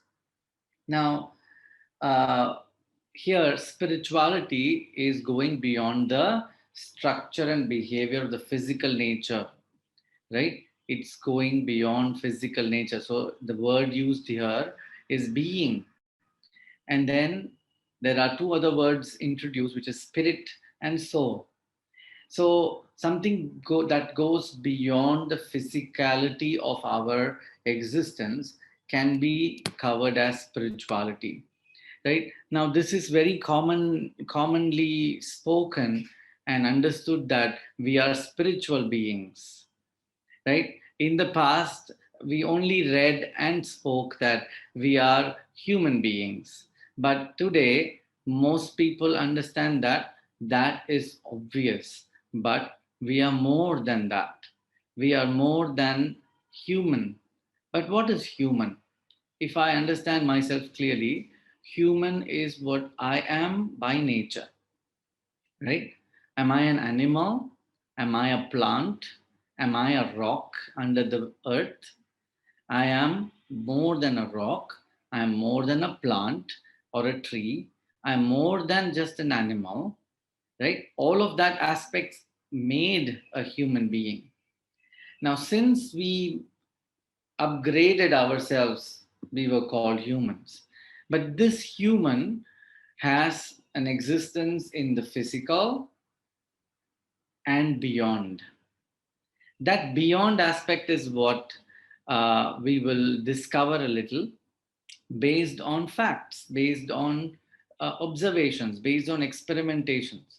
Okay, so let us go back to my slide. Dr. Masaru Emoto from Japan, he did a lot of experimentations. And during his experimentations, he actually used water samples. He got water samples from the river, from the stream, from the valley, or he would go and take a water sample from the tap, or he goes to a pub, gets a water sample in his test tube from the pub. He would go to a discotheque, get it from there. He would go to a wrestling match, get the water from there. So he actually started collecting water from different places, different scenarios, different conditions. And then he would come back to his laboratory, and then he would freeze them and then use a molecule of water and then look at it in his microscope, ultra electron microscope. And when he would see them, he observed in his observations that every particle, every molecule of water which were collected from different places appeared differently. So this led him to more inquisitive experimentations, where he would start to look at the quality of the people who are using the water. For example, he went to a Buddhist temple and then took the water from the chanting place. Then he went to a water fountain where people were fighting to collect that water. He got a sample from there. Like somebody was shouting, "You are a fool, you're an idiot," something like that. And then somewhere people were just saying gratitude and thank you and all those things. And there was this river flowing. So he got a sample of water from there. So this led him to more and more experimentation. Eventually, what he did was, because see, every experimentation needs to be repeated, and different scenarios, different patterns. So he would collect this water in test tubes and would label them like thank you, wisdom, you are loving, you are a fool, etc., etc., etc. And then he would freeze those molecules, and at the end of his experimentations, this is what he saw. Thank you water molecule looked like this: wisdom, truth, eternal, the word eternal, angel, I love you, peace.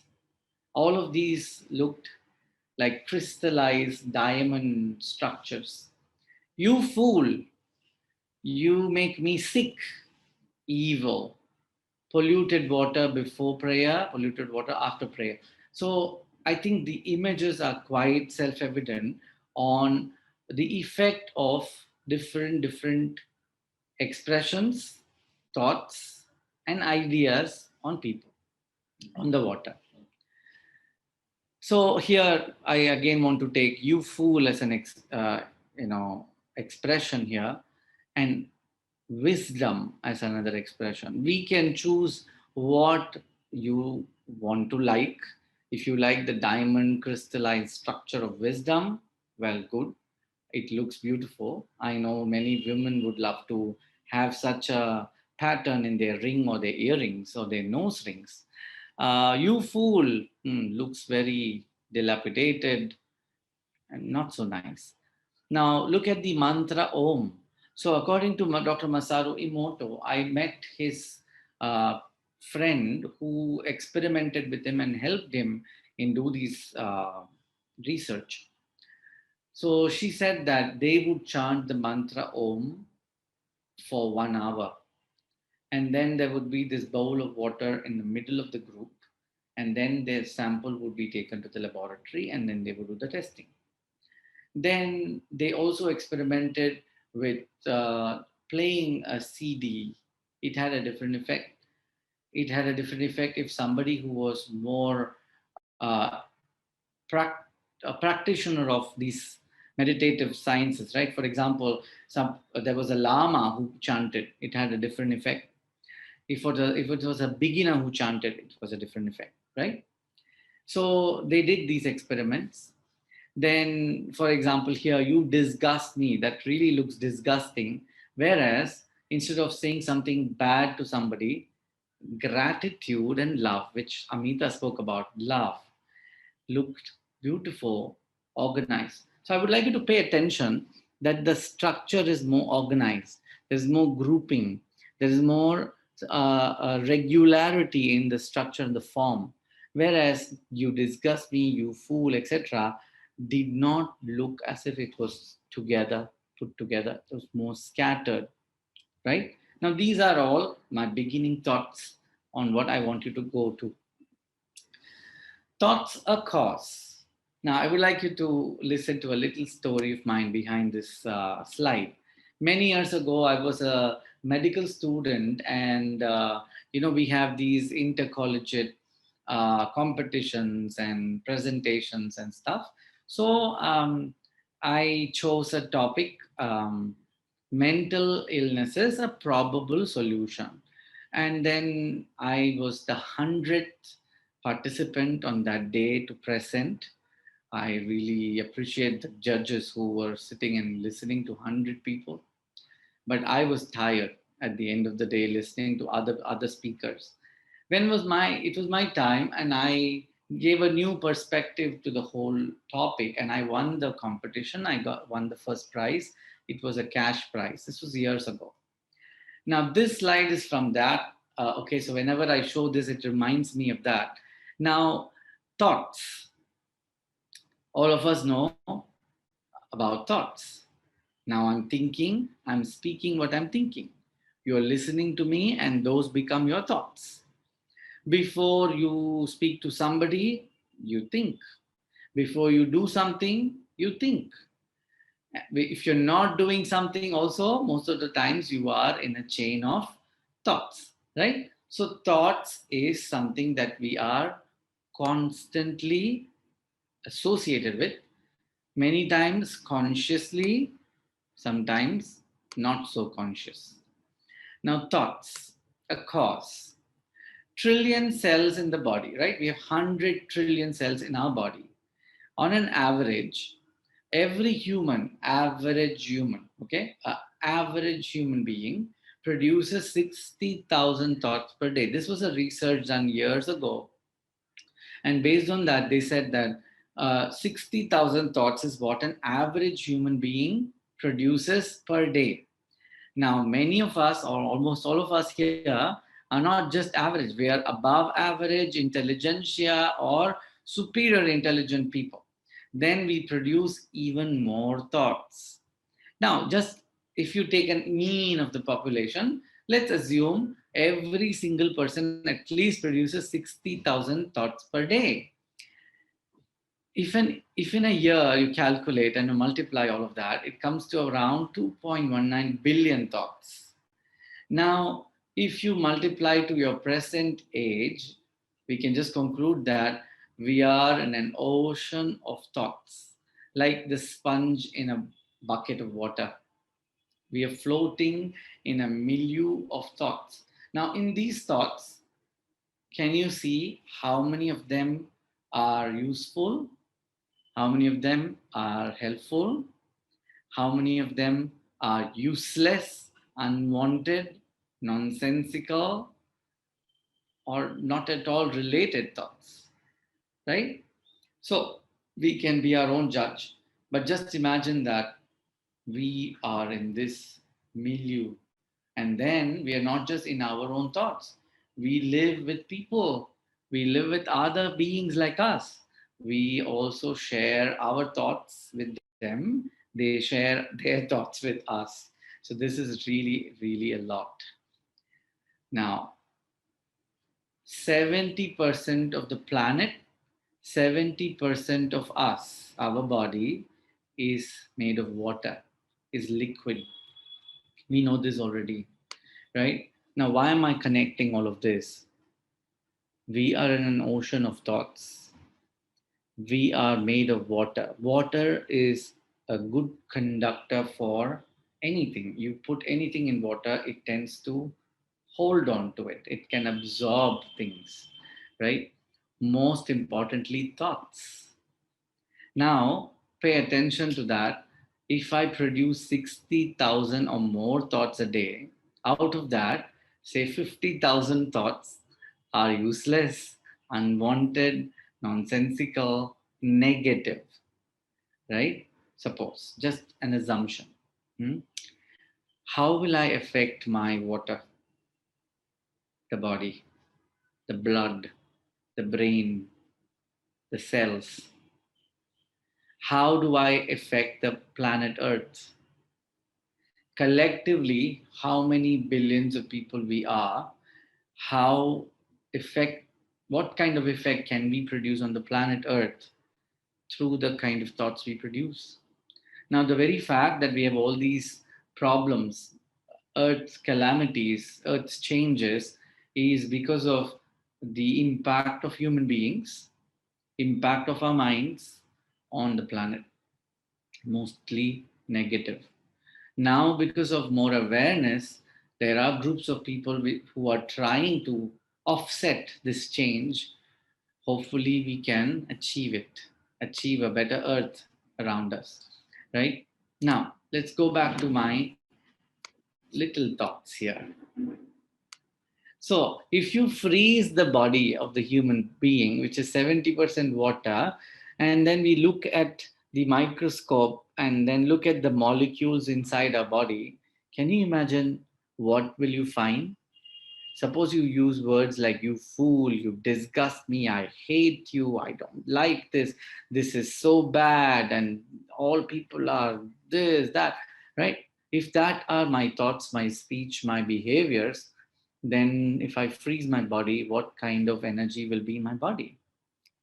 But if I'm grateful, I'm thankful, I'm happy, I'm joyful, I am more introspective, and then I choose the right kind of words, I regulate my thoughts, I train myself to do that, what will be the impact on the water in my body? These are your own answers. You don't have to tell, but something to ponder, something to think about.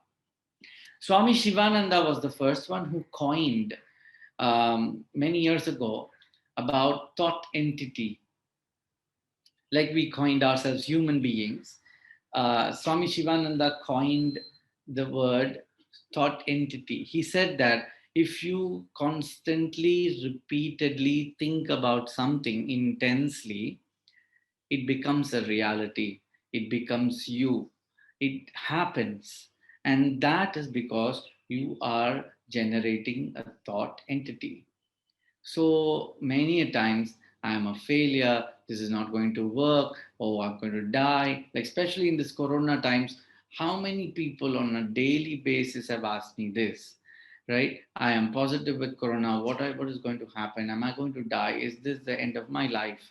Right? I would like to share a few observations here.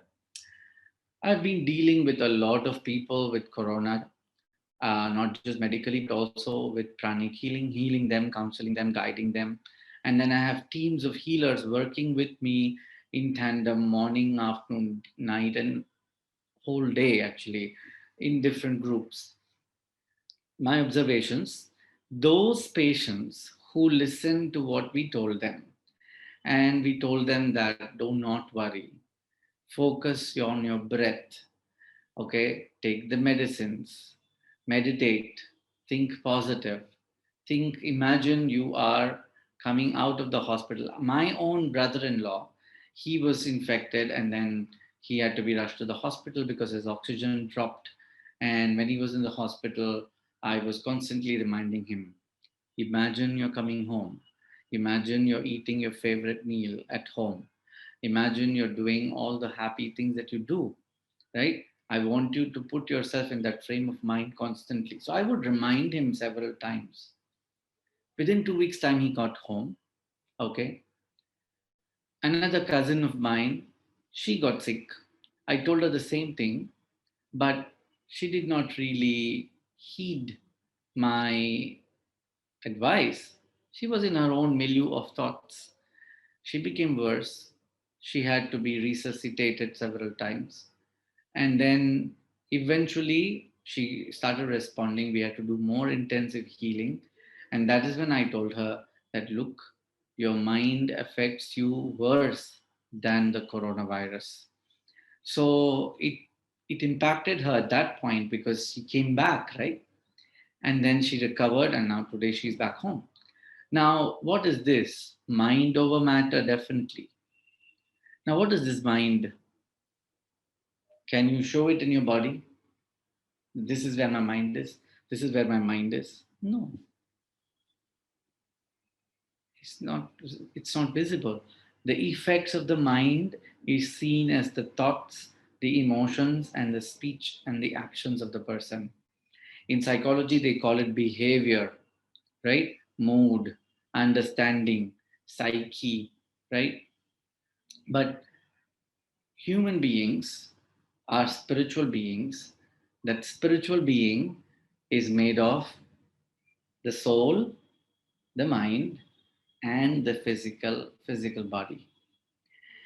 So the soul uses the mind to communicate to the physical and of course to the other people around. So the mind is an instrument of communication. But instead of using it for communication only, we have used the mind for many other things, especially more destructive. That is why we need to be careful of what we think, what we constantly, repeatedly think. My future, okay. How will my future be? Immediately, many people respond, oh, bleak. It's going to be worse. I don't have a career. I'm going to die, etc., etc. How many people can say that I believe that my future is going to be good? If you say that, continue saying that more often. Because what we say, what we think, what we believe is what we constantly gather in our whole space. Remember that. Truth. Now, whatever I've been saying are different levels of truth or different facets of truth. My teacher, Grandmaster Chokoksui, he said that truth is dynamic. It's not sterile, it's not static, but it is constantly changing. Okay? It's dynamic. Okay? There is some truth right now. For example, when we went to school, they taught us 1 to 10. That was one level of truth. Then when we went up in our levels and our standards and our career, 1 to 10 is an obvious truth. But then the combinations, permutations of that became more, right? So this is the dynamic change of truth. Does that mean when you look at a bigger figure or you are creating a big structure, 1 to 10 doesn't exist? No. The lower levels always exist. This is what happens in communication with other people. The doctor in the beginning said that communication is very important and the right communication is important. So today I think most of the problem we have is because of lack of right communication. Amita touched on it, where she said that your expressions matter, but the way you express it matters even more, right? Somebody asked about repressing my story in the question. Okay, there was a question about, shall I repress my story? Now, why should you repress your story? Express your story and that's it. The problem is, if it is a negative story and you are constantly, repeatedly expressing the same negative story, you are stuck with one level of truth. We are not moving to other levels. So you don't have to repress, but look at different aspects and angles of your story. And for that, you have to move from your story. You have to move higher, move away, move ahead, move to the right and the left to look at your story in a different way. Okay? So if you look at different levels of truth, an idea is something that we start with, right? Then we generate number of thoughts based on that idea. For example, I want to talk about spirituality and science. That's an idea. Then I have to put together scientific expressions, meaningful thoughts together based on that idea. Then I repeat myself, and that becomes an understanding. That becomes my communication. And then that becomes probably a kind of belief at that level, right? Now, do not misunderstand that this word belief means something that is, that's it. It's like an axiom, a law. No, belief is at this moment, at this given time, based on this reality, this is a conclusion or an inference or an understanding. Tomorrow, scenario changes, another level of thought, another level of belief, another level of understanding, right? This is how we have to adapt ourselves, because we always are going to find different levels of truth when we deal with life. Now, for example, body, mind, and soul. We started with this, right? Okay, touch your body. If you're listening to me and watching me, touch your body. You say, I have a body, right? I also have a mind. I am the soul. Now, where is the soul? Is the soul in the body? Is the soul in the mind? Or is the mind controlling the soul? The mind controlling the body? Or the body rules the mind and the soul? We have to study. We have to maybe discover these things. So at one level, everybody knows that the soul is the body. When the body is not functional anymore, the soul is not in the body. So the body is now finished, end of life, right? So whenever the soul is in the body seems to be the most important part of that life. You're acting, you're eating, you're talking, you're writing, you're teaching, you're sleeping, you're waking, right? All of that is done in the body. But is the body dictating the soul? Okay. Now, does the body just do these things on its own, or does it have the thinking faculty? So based on our observation, yes, it has a thinking faculty. It has an observatory faculty. It constantly watches things and behaves based on what it understands, comprehends, and thinks. So all of that comprehension, understanding, thinking is grouped under the mind. Now, what is the mind? Is that beyond the physical body, or is it within the physical body? Now, there was a study of cell biology, and then this doctor said that the cell membrane remembers. The cell membrane remembers. So he did a lot of study, and he showed that when every day the cells of our skin peel off, every 3 days the cells of our stomach lining change. Every 8 days the lung cells change, the kidney cells change, the liver cells change. Okay, but he said that every time a new cell is formed and the old cell is discarded, okay, the cell membrane passes its information to the cell membrane of the new cell. And that is why we have to study this. I don't have so much time to show you all of that, but it can be another lecture just on that topic, where cell membrane remembers what happened before. That is why he said that cancer doesn't just fall off by the cells falling off or peeling off. So the memory is intact in the body. For example, another example is the immune system, right? Today, all of us are battling our immune systems, right? That's the hot topic of the day. If you take a vaccine, what will happen? Your body cells will remember. If such a similar thing comes from outside, then you have to fight it. It is not welcome in the body. That is called immunity. That is called antigen, antibody reactions, etc. Right? So our body is made of memory. Our body cells have memory. That means the mind is also in the body. Okay, next. Is it only in the body? That is a very good question to think of. No, it can be easily concluded that the human body is not only where the mind exists. For example, when you sleep, when you are in your dreams, when you go away, then you wake up, then you realize that I was somewhere else. I was studying, I was in a classroom, I was thinking, I was talking to somebody, I was understanding something, right? And I was not in my body. I was not in this body, but I was still. So these are evidences where we are able to conclude that the mind exists beyond the physical body. What is the purpose of the mind then?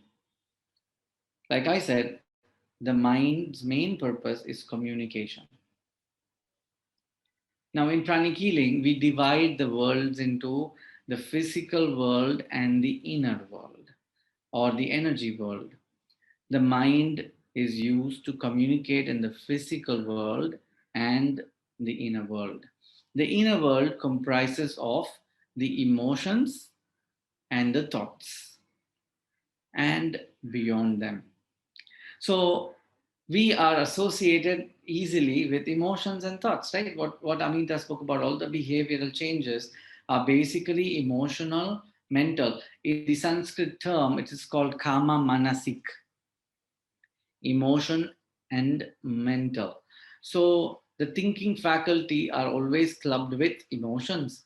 So because of that, we react and communicate with each other. Now, who is this communicated? Who is communicating all of this? What is communicating using the mind? What is communicating using the body? So the ancient scriptures gave it a term called Atma.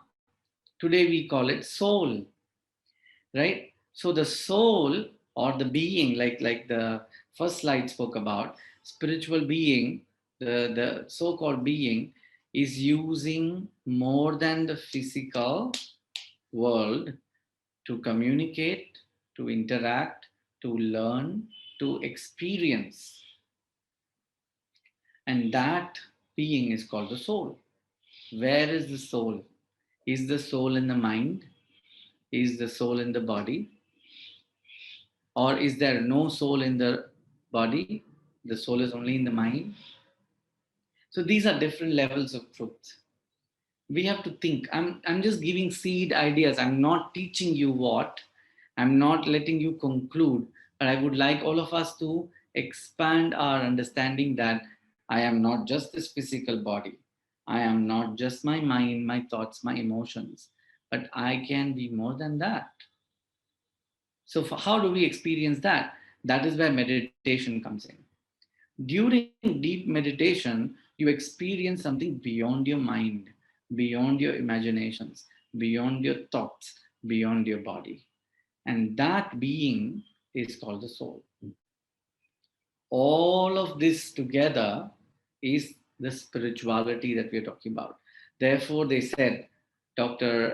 Deepa said that spirituality and science are two sides of the same coin, because our body, our mind, our soul are all in one. Okay? Let's explore more levels of truth.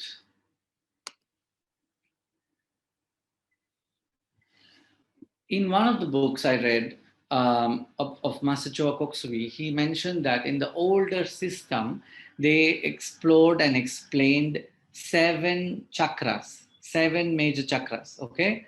Now, some of you might be familiar about chakral systems of energy centers. So in the ancient scriptures, they mentioned 7 major chakras. Then he said that in the Bhagavad Gita, there is a small verse which says, in the city I dwell of 9 gates with 9 doors and openings where I freely enter and leave. So this is actually the mention of 9 energy centers or 9 chakras. Then he further says that in Kathopanishad, it is mentioned that I, the soul, the Atman, occupies the body and enters and leaves the city of 11 gates. So again, another level of truth. So why am I saying this is, when I study something, I have to keep an open mind. When I study 11 major chakras, does it mean 9 major chakras doesn't exist? 7 major chakra system doesn't exist? No, they all exist.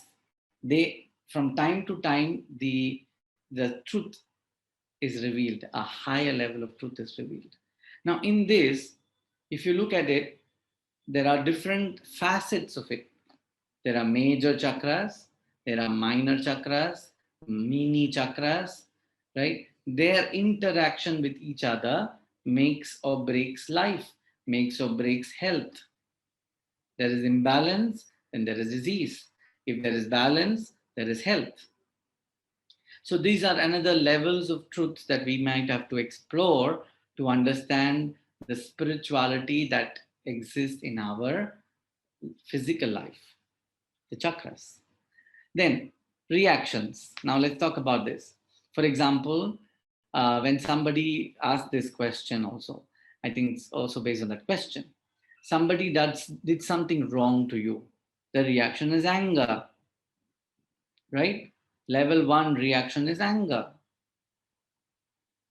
After that, you regret that I shouldn't have said those things out of anger, right? Then you come to forgiveness. Then you forget about it. Level 2. Coming to level 3 takes more time. Why? Why gratitude takes more time? Why does higher perception takes more time? Because we are sometimes stuck with our level 1 of truth. Okay, look, what I'm talking now is actually abstract science based on one axiom of different levels of truth. Like this, I can talk to you about many scientific aspects and bring spirituality into it. But today we will focus on different levels of truth, okay, as a means of exploring the same concept. So when I'm angry, I'm not able to experience gratitude. For myself to experience gratitude, I have to get over the emotions and thoughts of anger and then allow forgiveness to set in, peace to set in, ability to let go, like my higher mind has to then tell my concrete mind that it's okay, now shush, stop this reaction, change it now. It's okay, you've wasted a lot of time, many years, enough of being angry. Now let's forgive, right? Then by forgiveness, what happens is anger, negative anger, emotions and thoughts, they move out of my mind What remains now is maybe peace, maybe silence, maybe happiness. And through that, we go into gratitude, right? Now, what is gratitude? Gratitude is a sense of higher peace, higher bliss, right? I am so grateful for this. I'm so grateful that you initiated anger in me, and without you telling me all of that nasty things, I may not be able to understand that I have so much of anger. I wouldn't have understood that I can let go of anger. I wouldn't have understood that I can also forgive, and therefore I'm grateful. So, see, different stages of development of the same reaction. But if I'm stuck with anger, I can be stuck for ages. I know people, even on their deathbed, are so spiteful of their own family members. They're not able to forgive. They're not able to let go of something that happened, which was so bad or whatever, right? But that decision I have to do, I have to take. Now, how can the mind help the lower emotions or the reactions be regulated? Many times you need a counselor, you need a therapist, you need a guide, a mentor, or a spiritual guru who can teach this. Why? I'll tell you this. It's very easy. A spiritual practitioner or a doctor or a guide or a therapist or a counselor, they constantly train themselves to put themselves in a certain frame of mind, right? So when you come in proximity of them, what kind of thoughts are you in? Your space, your being is in the milieu of that person, because you're now in close proximity, right? Now we call this the aura of the person. Aura, we can label it as an aura. So when I'm in the aura of a doctor who's about to treat me, I'm in the aura of a healer, I'm in the aura of a counselor, I'm in the aura of a guru. What channels is their thoughts, their predominant thoughts. So when they teach, okay, Prashant, now you have to forgive, let go of this, it influences my mind, my emotions immediately. Because on my own, I'm not able to stop. That is why we attend all these lectures, right? Because these lectures enable our mind to grasp other kinds of storylines than our own storyline. That is one way of changing the track. Yes, of course, these recordings will be given. So, this is one way of changing our mindset, our track, our story. Okay, by attending lectures, by going and listening to a guru or a spiritual guru or an enlightened being, right? Or even when you go to a doctor, the doctor will tell you, okay, Amita, you need to drink more water. You have less water in your body. And you knew this already, but you were lazy or you were not wanting to, right? But the moment the doctor advised you, you start drinking.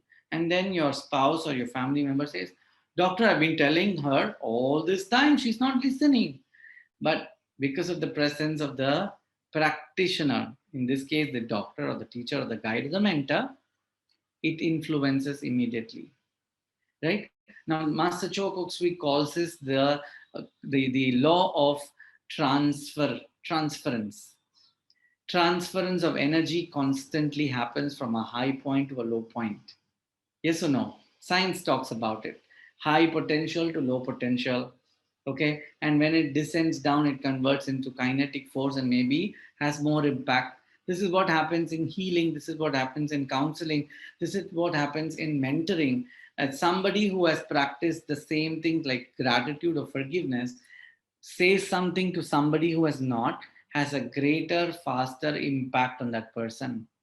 And that person starts to follow or imbibe those qualities, which suppose your own spouse or your own family member tries to tell you that You and them share the same auric space. You and them share the same milieu of thoughts because you live so close to each other. That is why probably it doesn't help many times. So you need an external person, or you need to go out of your house, and then suddenly you can be your own teacher. You can be your own mentor because you're not in the same milieu. Your mind has more space. Are you able to understand? I hope you are.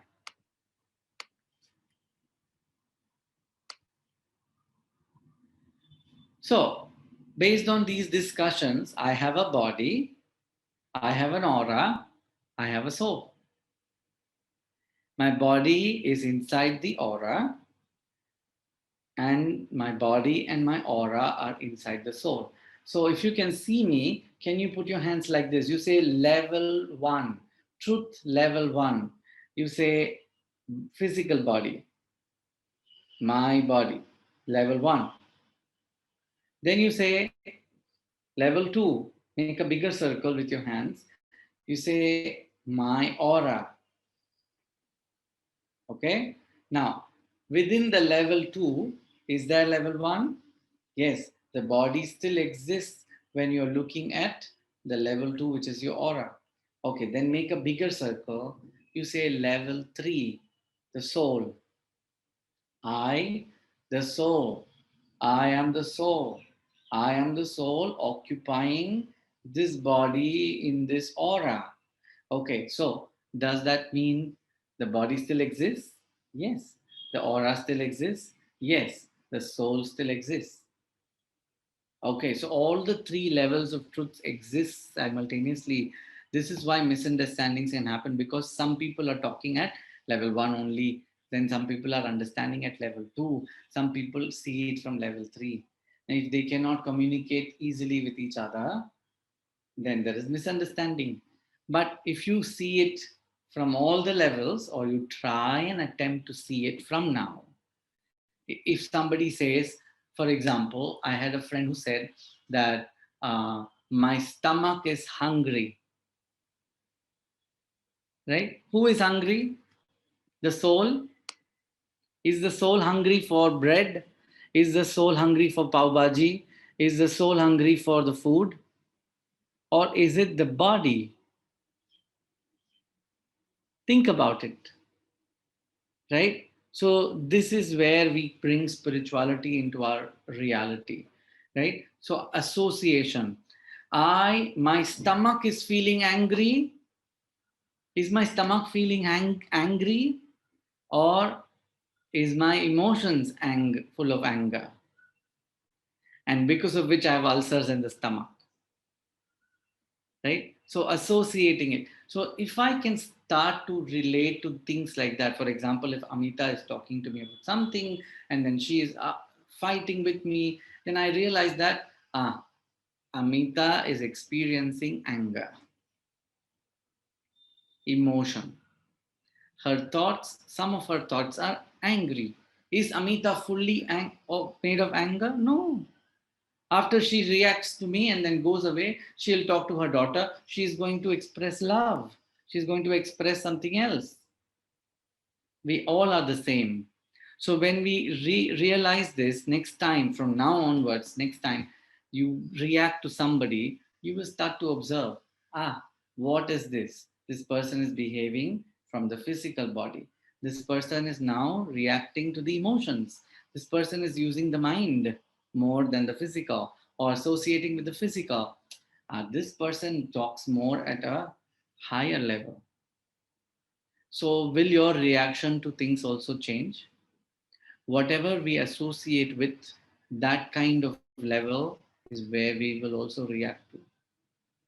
So my talk is actually an attempt to elevate our consciousness to different levels of truth, because everything is true. If somebody is saying something, they have a piece of the truth. They may not have the whole truth. I may not have the whole truth. Together we have the whole truth. But does that mean that person is wrong? No. You can say, instead of saying you're wrong, you can say, okay, that is one level of truth. But I am observing from another level of truth. Can we look at this also? So how we communicate about the same thing will change our entire conversation, change our life experience. Okay, now this is how a dirty aura filled with negative thoughts, negative emotions, psychic energies, negative emotional energies will look. Now, because I'm talking about aura and chakras and the mind, this is how the mind, aura of the mind of a person will look, who is jealous, who is envious, who has a lot of anger, who is vengeful, okay, has high desire for smoking, has desire for gambling, okay, probably somewhere. Can you see these small bubbles of different colors? They are actually different thoughts. Now, one of the specializations we do in pranic healing is also to specialize on different qualities of energies that we hold in our system, not just energy as a whole, but different forms of energy.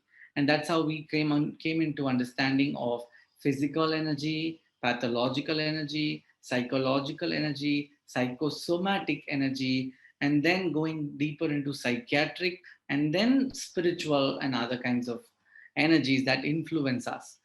So based on that, the aura becomes dirty, right? So there is a need to clean the aura. There is a need to clean the aura of negative thoughts, negative emotions, negative perceptions, negative stories that we spoke about. How can we clean the aura? One of the ways to clean this aura is making it brighter, so that temporarily the mind, the emotions, and the thoughts which are not needed are washed off like a flush, right? And the aura becomes brighter and cleaner. Now, I would like to tell you a story of a saint. This is a saint that is known to India, Saint Eknath.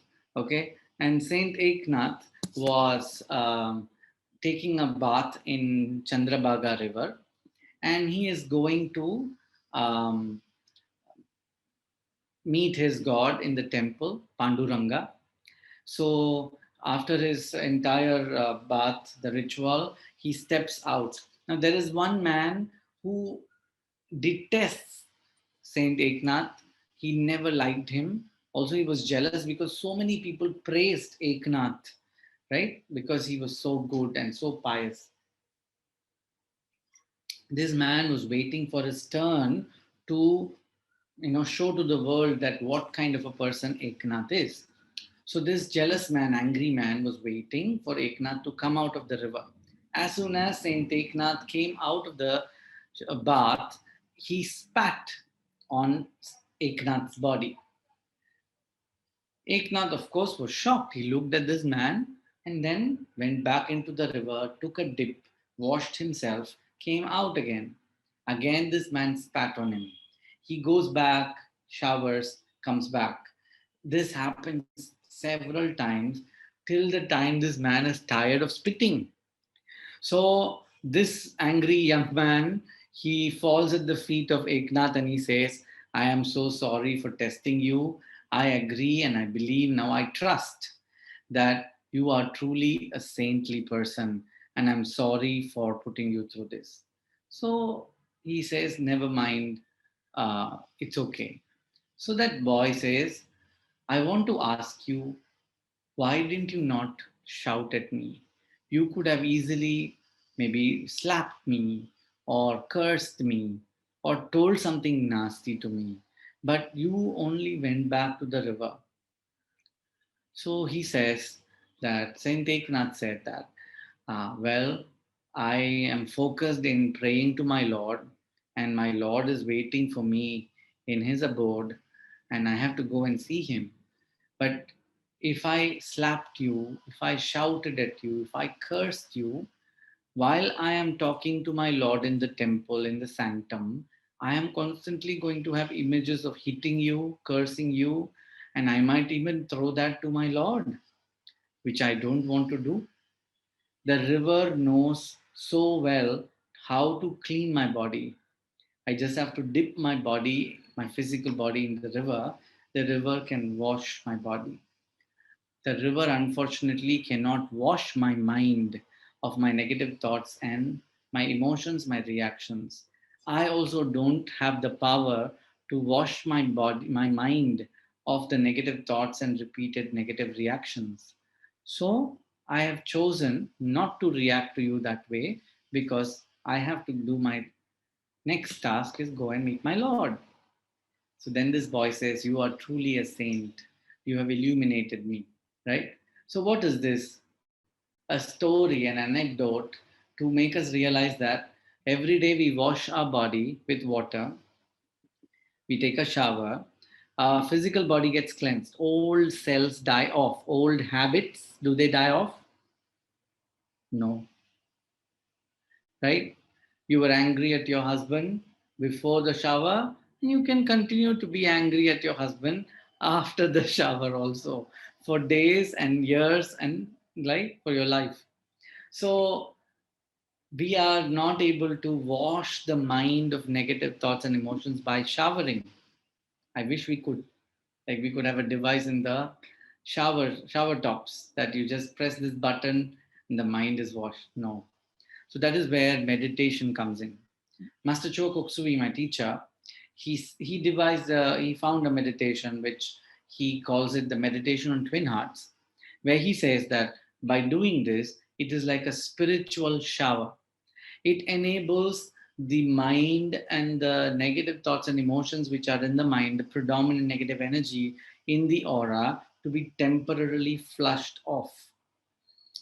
Why am I saying temporary? Because after the meditation, maybe for a few hours, maybe for a day, you will still feel peaceful, happy, joyful, and all those good things. But then we are people who are going to interact with others, right? Even if you were in lockdown, we were still interacting with family, we were interacting with the world using social media, etc., etc. Our thoughts and our minds did not really change much, right? We still have the need to wash ourselves of negative thoughts, negative impressions, negative ideas, negative speech, negative behaviors. How do we do that? Meditation. So there are so many types of meditation. For example, you can chant a mantra, you can meditate on your breath, you can look at a spot of light, you can just practice mindfulness, you can practice awareness, you can follow your breath, right? There are so many techniques of meditation, isn't it?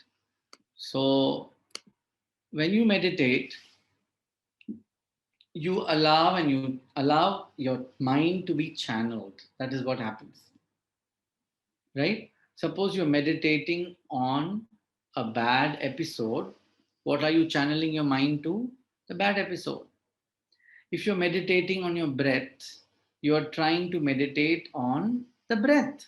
So while you're inhaling and exhaling, you're only supposed to focus on inhalation and exhalation. Can you do it with me? Inhale and exhale. Now inhale, be aware of the air touching your nostrils. Going in, okay, now exhale, be aware of the air coming out of your nostrils. Going out, okay, inhale and exhale. Inhale, exhale. Okay, stop. How many of you could actually just focus on your breath? How many of you still observe that your mind was diverting to the sound coming from outside, or somebody else in your room, or your phone, or something else? It takes a while to focus the mind, right? So we need to do any of these or all of these regularly, repeatedly. That is called a practice, that is called cultivation. In the Buddhist tradition, they call it a cultivation. In Zen Japanese, they call it practice. In modern sciences also we call it meditation practice. It has to be done repeatedly. For example, you have a piggy bank, right? And in the piggy bank, you keep adding coins and notes. Only then at the end of the month, you have a lot of coins and lot of notes of money, of currency, right? This is called cumulative effect. Meditation practice is also cumulative. Repeated practice of meditation will allow my mind to remain cleaner, not just once. So one practice is not going to just wash my mind, my body. It needs repeated, regular practice to achieve that. And there is a word in higher Patanjali sutras called Sthita Prajna. Okay, so your consciousness has to be in that state constantly. For that, you need to have consistent practice, whether it is blessing, prayer, stillness, yoga, breathing, dhyana, dharana, whatever you do, it has to be done repeatedly. Whichever guru you follow doesn't matter as long as you do it repeatedly. Now, I'm going to lead you with some more slides to show the effects of meditation that we could scientifically record. There have been also clairvoyant and Kirlian photographic records that we can show, where photo of the aura was taken before, during, and after meditations, and the aura had changes, which also showed itself in the behavior and the thinking pattern of the person. But we were studying brain waves, okay? And then there was this neuroscientist who came up with this, and he helped pranic healers in doing this research. And we saw that the brain waves were predominantly unhealthy, unbalanced in the patterns. The right side, left side of these people were not balanced. This is a mean average conclusion of the experimentation. Before, if you see, it was like that before the meditation. Immediately after the meditation, if you see, it started to change its appearance. Okay, minimum frequencies are those darkish colors, black to dark blue, and green are more of the balanced. Green, yellowish are the golden, are the more balanced colors, and the red are more of the focused colors. Okay, after meditation, after 25 minutes of meditating, the right side, left side of the brain started to have more balance, synchronization, more harmony. And then physically, we saw that the people who meditated had more memory power, their IQ improved, they could see beyond their box, beyond their level of truth. They had more brain power, memory power, focus, their ability to perform also increased. So meditation led them to these things. This was based on meditation on twin hearts. So in meditation, there is another thing that happens is illumination. Now, what is this? When I spoke about the wash, remember, illumination is nothing but the mind gets illuminated. The mind comprises of your thoughts, your emotions, and your energies. So when the mind is exposed to more higher forms of frequencies through a meditation, it flushes itself through the mind. And when it passes through the mind, it illuminates and makes the aura of the mind sparkly. So more soul energy now can occupy the mind, the emotions, and the physical parts of the person than the negative thoughts, negative emotion, negative stories, because the higher frequency of light is washing. This is a temporary effect. Okay, if you do it repeatedly, it has more effect, more permanent or everlasting effect. Now, what is everlasting or semi-permanent? Your reactions, for example, if somebody is blaming you for something that you did not do, you will be angry, but momentarily only. After a few minutes, you will change your reaction. You will change your story. You will change the way you communicate. That has to happen in all of us, right? Now, what is happening is most of us are not able to change our story. We are not able to change the box that we are looking at. We are not able to change our perception. We are stuck with that. Why? Because our aura, our mind are predominantly loaded with these thoughts and emotions. So we need to meditate to illuminate ourselves. Now, higher levels of illumination or higher levels of truth is the spiritual illumination, enlightenment, like what Buddha achieved. Those are really something that we can aspire for. Now, what do we do? That is my teacher, Master Chokoksui, in the middle with his hand raised. This is called meditation on twin hearts. I'm going to guide you with a 10 minutes practice before we end the session. Now, and have question and answers. We use the prayer of Saint Francis of Assisi. Now, in Italy, in Assisi, there was this saint who constantly prayed in the morning and he said, God, make me an instrument of your peace. Where there is hatred, let me bring love. Where there is injury, pardon. Where there is despair, hope, doubt, faith, etc., etc. Right? So he consciously prayed that he becomes a channel of blessings for other people, right? So Master Chokoksui adapted this prayer in the form of blessing the earth. So in this meditation, there is visualization, there is blessing, there is energy, of course. Then we also have moments of deep silence, concentration, and expansion. All of these together, like the slide I showed you, the collage of meditation, all of these together is one meditation today. And that is 20 minutes if you use the CD that we have called Meditation on Twin Hearts. Or you could even, for example, every night at 10 p.m., I lead this meditation every single day. 200, 300 people globally join me every day. Every day. We use that meditation for world peace. We dedicate it for healing of our families. We also dedicate it for the present scenario around us, right? Because it's cumulative amount of energy that can be generated by meditating. Meditation on twin hearts has many other effects. For example, when you do the meditation on twin hearts, it brings deep inner peace. It relaxes you. It makes you more cheerful. It makes you calmer. It brings peace, joy, and happiness, because that is what we're going to bless others with. Now, the secret is when you give this to others, you are entitled to receive, right? The law of karma, no? It is in giving that we receive. So that is what we're going to do now. So would you like to join me in this meditation? So sit down properly.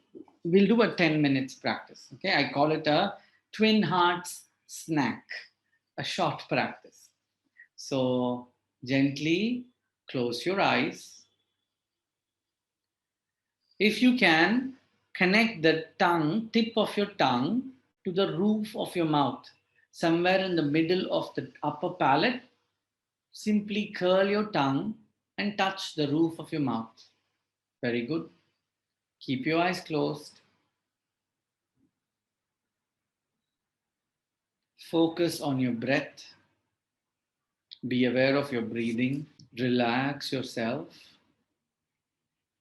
I'll say a simple prayer. You can join me.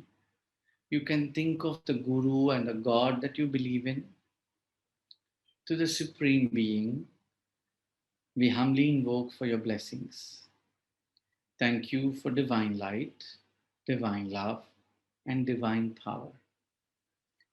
We invoke for divine healing energies, for guidance, help, and protection. In full faith, we thank you. Gently smile.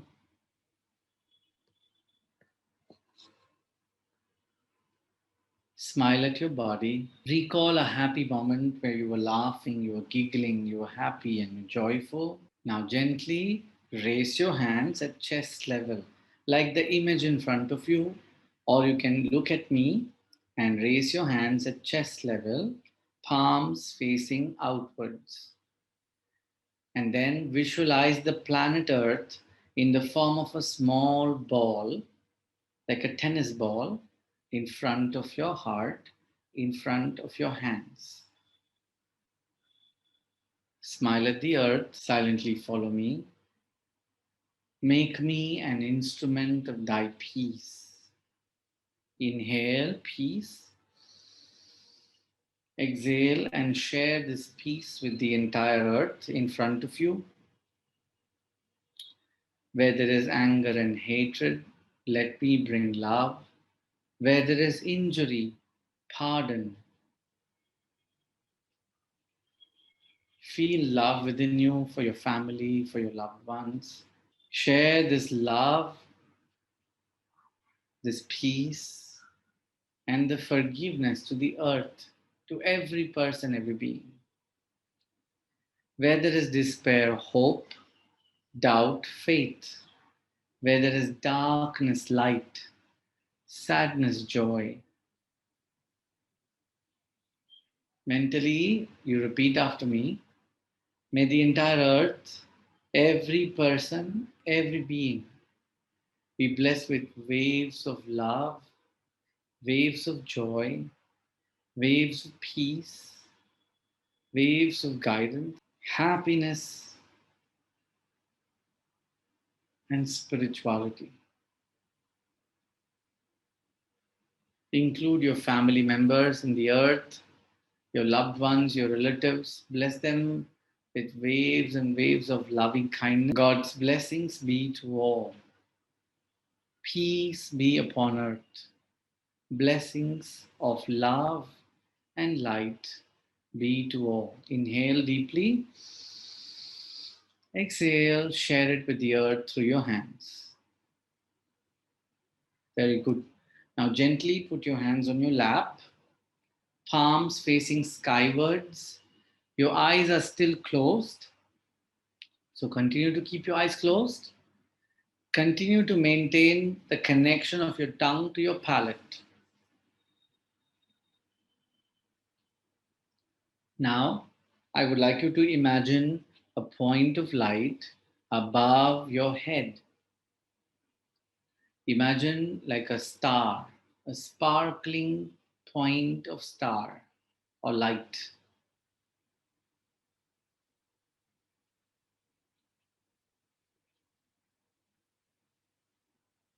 Pay attention to the glow, the silence, and the peace around it.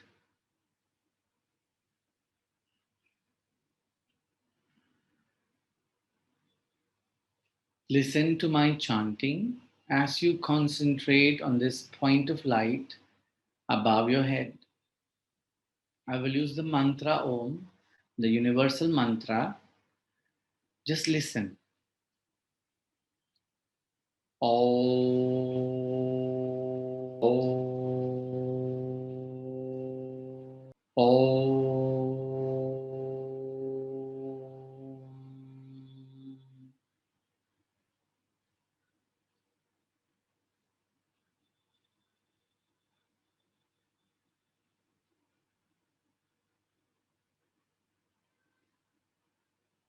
Now just be still, just be silent.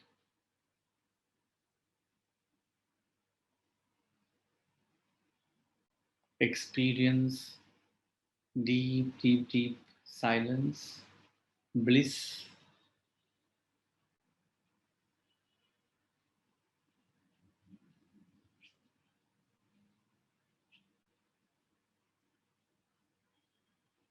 Now slowly and slowly bring back your consciousness into your body, into your waking space, your physical world.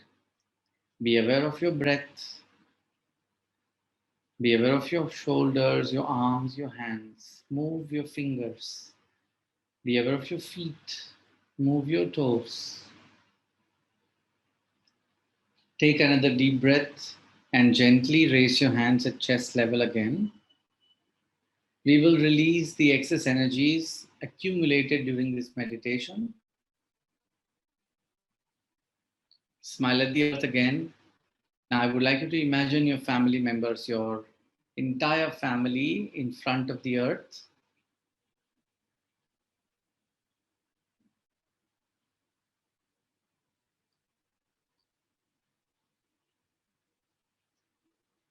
May the entire earth be flooded with waves of love, waves of sweetness, waves of peace, waves of silence, waves of guidance and mercy. May all those who are sick be blessed with miraculous healing, with help and guidance. For all those who are psychologically sick, may they be given hope and strength. So be it. You say, so be it. May my family be blessed. May my loved ones be blessed. Wherever they go, may they always be divinely protected. So be it. So be it. So be it. Now, the last part of the meditation, put your hands facing the floor. Concentrate on the base of your spine, tip of the tailbone, and the soles of your feet. Now imagine thick, thick, thick cords of light, roots of light coming out of your feet, going down into the earth.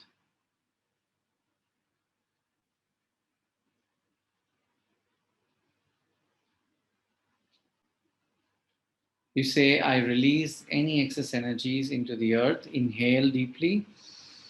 Exhale down through your feet, down, down, down. Let it go several feet into the earth. You say, I release. I am grounded and rooted to earth. Thank you. So be it. Again, open your hands, or you may put your hands in the Namaste. You say, to the Supreme Being, to the source of all life, all light, all intelligence, all prana, thank you for your help.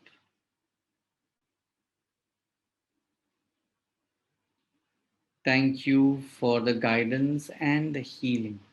In full faith, we thank you. Take a deep breath, gently rub your hands together, massage your eyes, your face, so that you make contact with your body.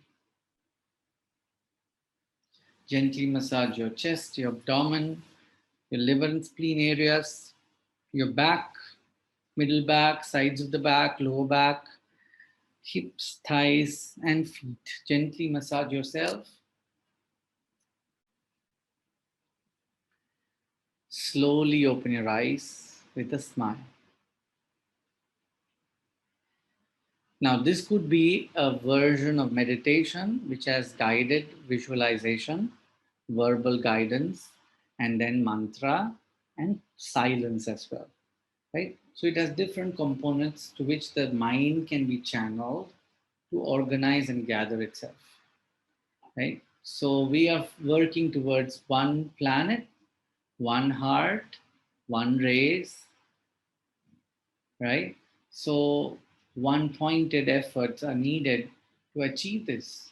So that is why people like me every night at 10, there are other groups which do at different times of the day, meditate in bigger groups, because by doing this, I change the aura around me.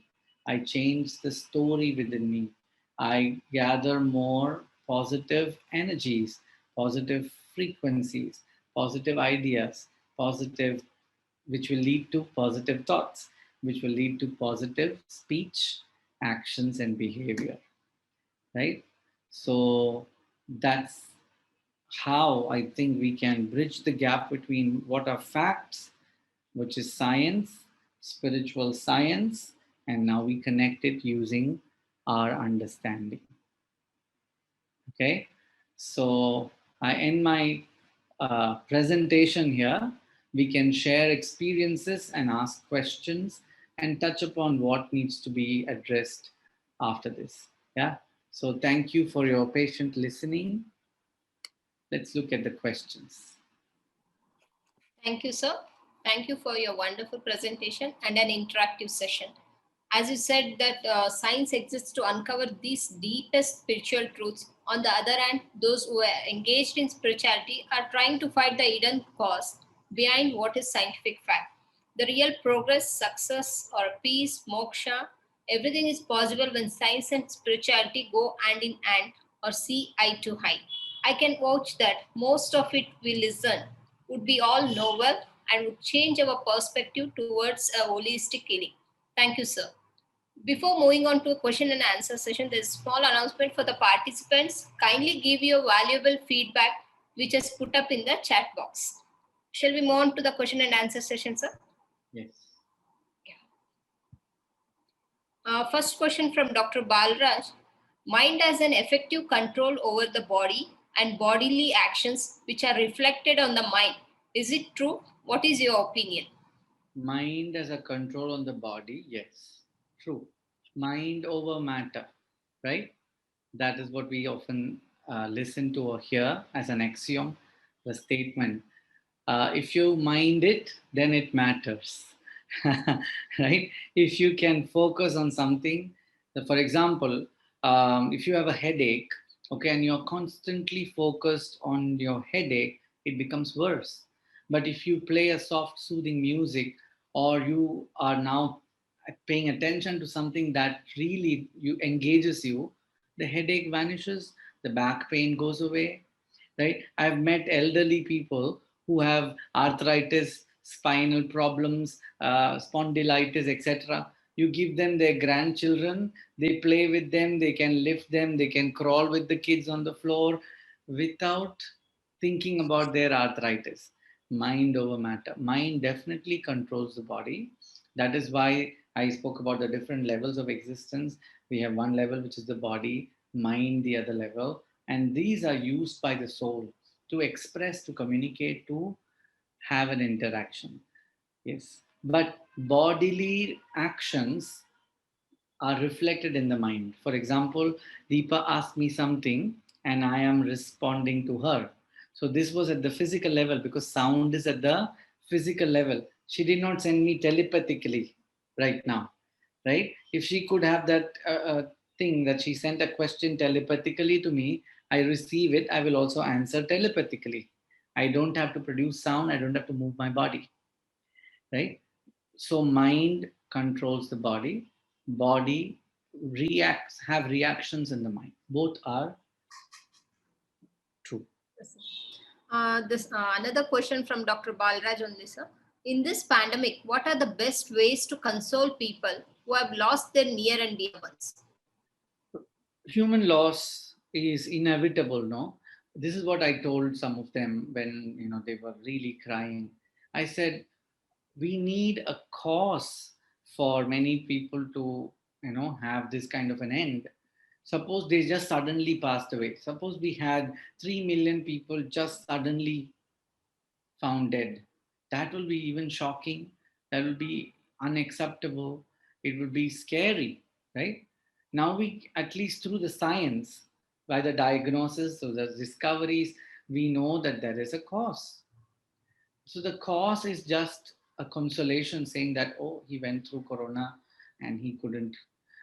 Another way is to also look at it that spiritually, this was the journey, this was the time of this family member, right? What can I remember is the memory, the good interactions I had with this friend or family or cousin or brother, right?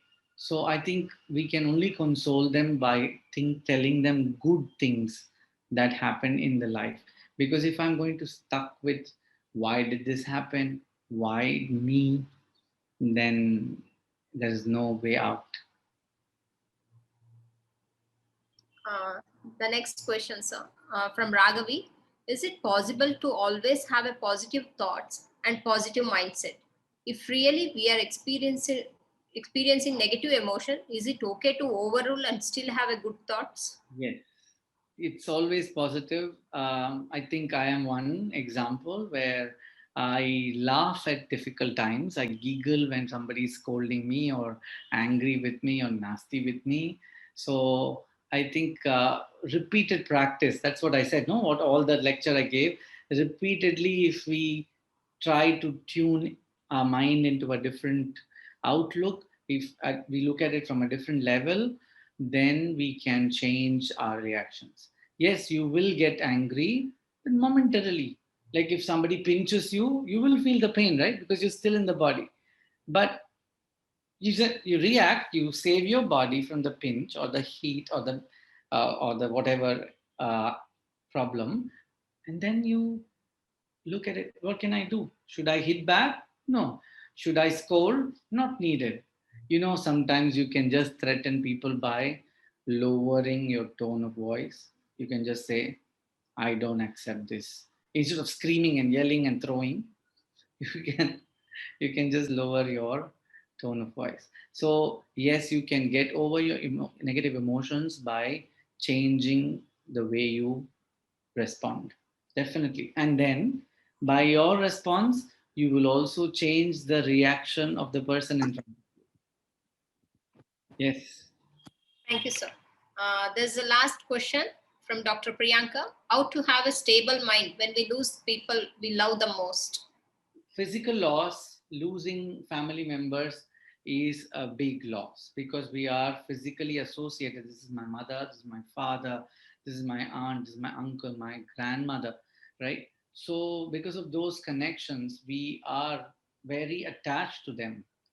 But if you look at it from the aspect of the soul, right? What is gone is the physical body. The soul is not, soul cannot be burnt, soul cannot be buried, soul cannot be extinguished, right? So where is that? Through the memories, through the experiences we lived with them, they are still with us, right? I lost my father 3 years ago. He passed away all of a sudden, okay? I have to accept it. Now, how soon I can accept that will help me connect him at that soul level. Otherwise, I'm sad, I'm crying, I'm not able to move out from that loss, right? Of course, time is the healer only. With time, with life changes, because we still are alive physically. So we have to eat, we have to feed the body, we have to do other kinds of things that will change that will force us to move on, right? But there will be moments where you will think of them, think about the good things, think about the lessons that we learned, think about the beautiful stories that you shared, right? Those will give you hope, those will strengthen our life. The core values that Amita spoke about, by thinking of something that motivates you to do something better, makes your core even better, even stronger. Yeah. Thank you, sir. It was very insightful and yet simple answers also. Now I would request you to receive our token of appreciation in the form of certificate. Thank you. Thank you, sir. Thank you so much. Thank you. It was a webinar which we are not usually accustomed to, but can definitely tell that both the topics were so informative and would be so helpful to integrate in our daily practice in our field of dentistry as well. And whether we like it or not, we have come to the end of such a good webinar. And now I would request Dr. Soumya, Assistant Professor, Department of Conservative Dentistry, JSS Dental College and Hospital, to present a vote of thanks, please. Thank you, Deepa. Thank you, Deepa. Good afternoon, everyone. I'm honored and lucky to have the opportunity to give vote of thanks on this special day. According to Saint Ambrose, no duty is more urgent than that of returning thanks. With the blessings of His Holiness, I, along with the organizing committee, would like to thank Dr. Kushalappa, Director in Academics, JSS HER, for his unconditional support and gracing today's webinar. I would like to thank our distinguished speakers, Amita Mani and Dr. Prashant Ji, for making excellent presentation and making the webinar interesting and meaningful with their precious knowledge. I would also like to express my profound gratitude to our beloved principal, Dr. Ravindra S., for the constant support, guidance, and encouragement. As no program can be successful without the great audience. So I extend my big thanks to all for making the webinar successful. I would like to thank the organizing team and the special thanks to Dr. Sumukh, our student, without whom the technical work wouldn't have been completed. And thanks for Dr. Ashwini, who is always supportive. And thank you so much, ma'am. Thank you again for making this webinar a success. Thank you. Thank you, Soumya. And Prashant and Amita, it was really a Thank you, Dr. Soumya. Very nice. And I would really want to not end the session at all. Like, I want to hear it more. Thank you. Thank you so much. Thank you. I think the flow was also very nice with Amita setting the thoughts and then I taking it the next notch of it. Thank you. Thank you. Thank you. Thank you so much. And thank you, Dr. Prashant, for accepting this invitation on such short notice. Thank you. Thank you, Amita, for letting Ashwini connect with Yeah. us. Thank you, Ashwini. Thanks, Amita. Thanks Thank for you. introducing Prashant to me. It was, I don't know, I cannot just say in words. Thank you. Thank you so much. And looking forward to have many more sessions with you guys. Thank you, Thank panelists, Thank you. for very well organized and like answering questions and all of your roles, different roles, very nicely done. Thank you. Thank you. Thank you. So, Bye. Bye. Thank you. dear participants, kindly fill your valuable feedback, which is put up in the chat box. Now I would like to draw the curtains and end this webinar. Thank you all and wish you all and your family a good health and stay safe. Thank you. Thank you, speakers, for a wonderful session. Thank you, participants, for joining our webinar. The certificates will be mailed to you soon. Kindly fill the feedback form which has been posted on your chat box. And special thanks to all the participants who joined us. Thank you so much. Thank you, ma'am. Thank you so much. Thank you for making everything happen. Without you, I'm sure. And I should say, Thank you, this ma'am. guy works till late night, till 2:30. And he keeps texting me saying that, ma'am, is this fine? Oh God, Sumuk, you have tremendous Thank you, ma'am. energy. Thank you so much. Thank you, Prashant sir and Amita ma'am. It was such a wonderful session.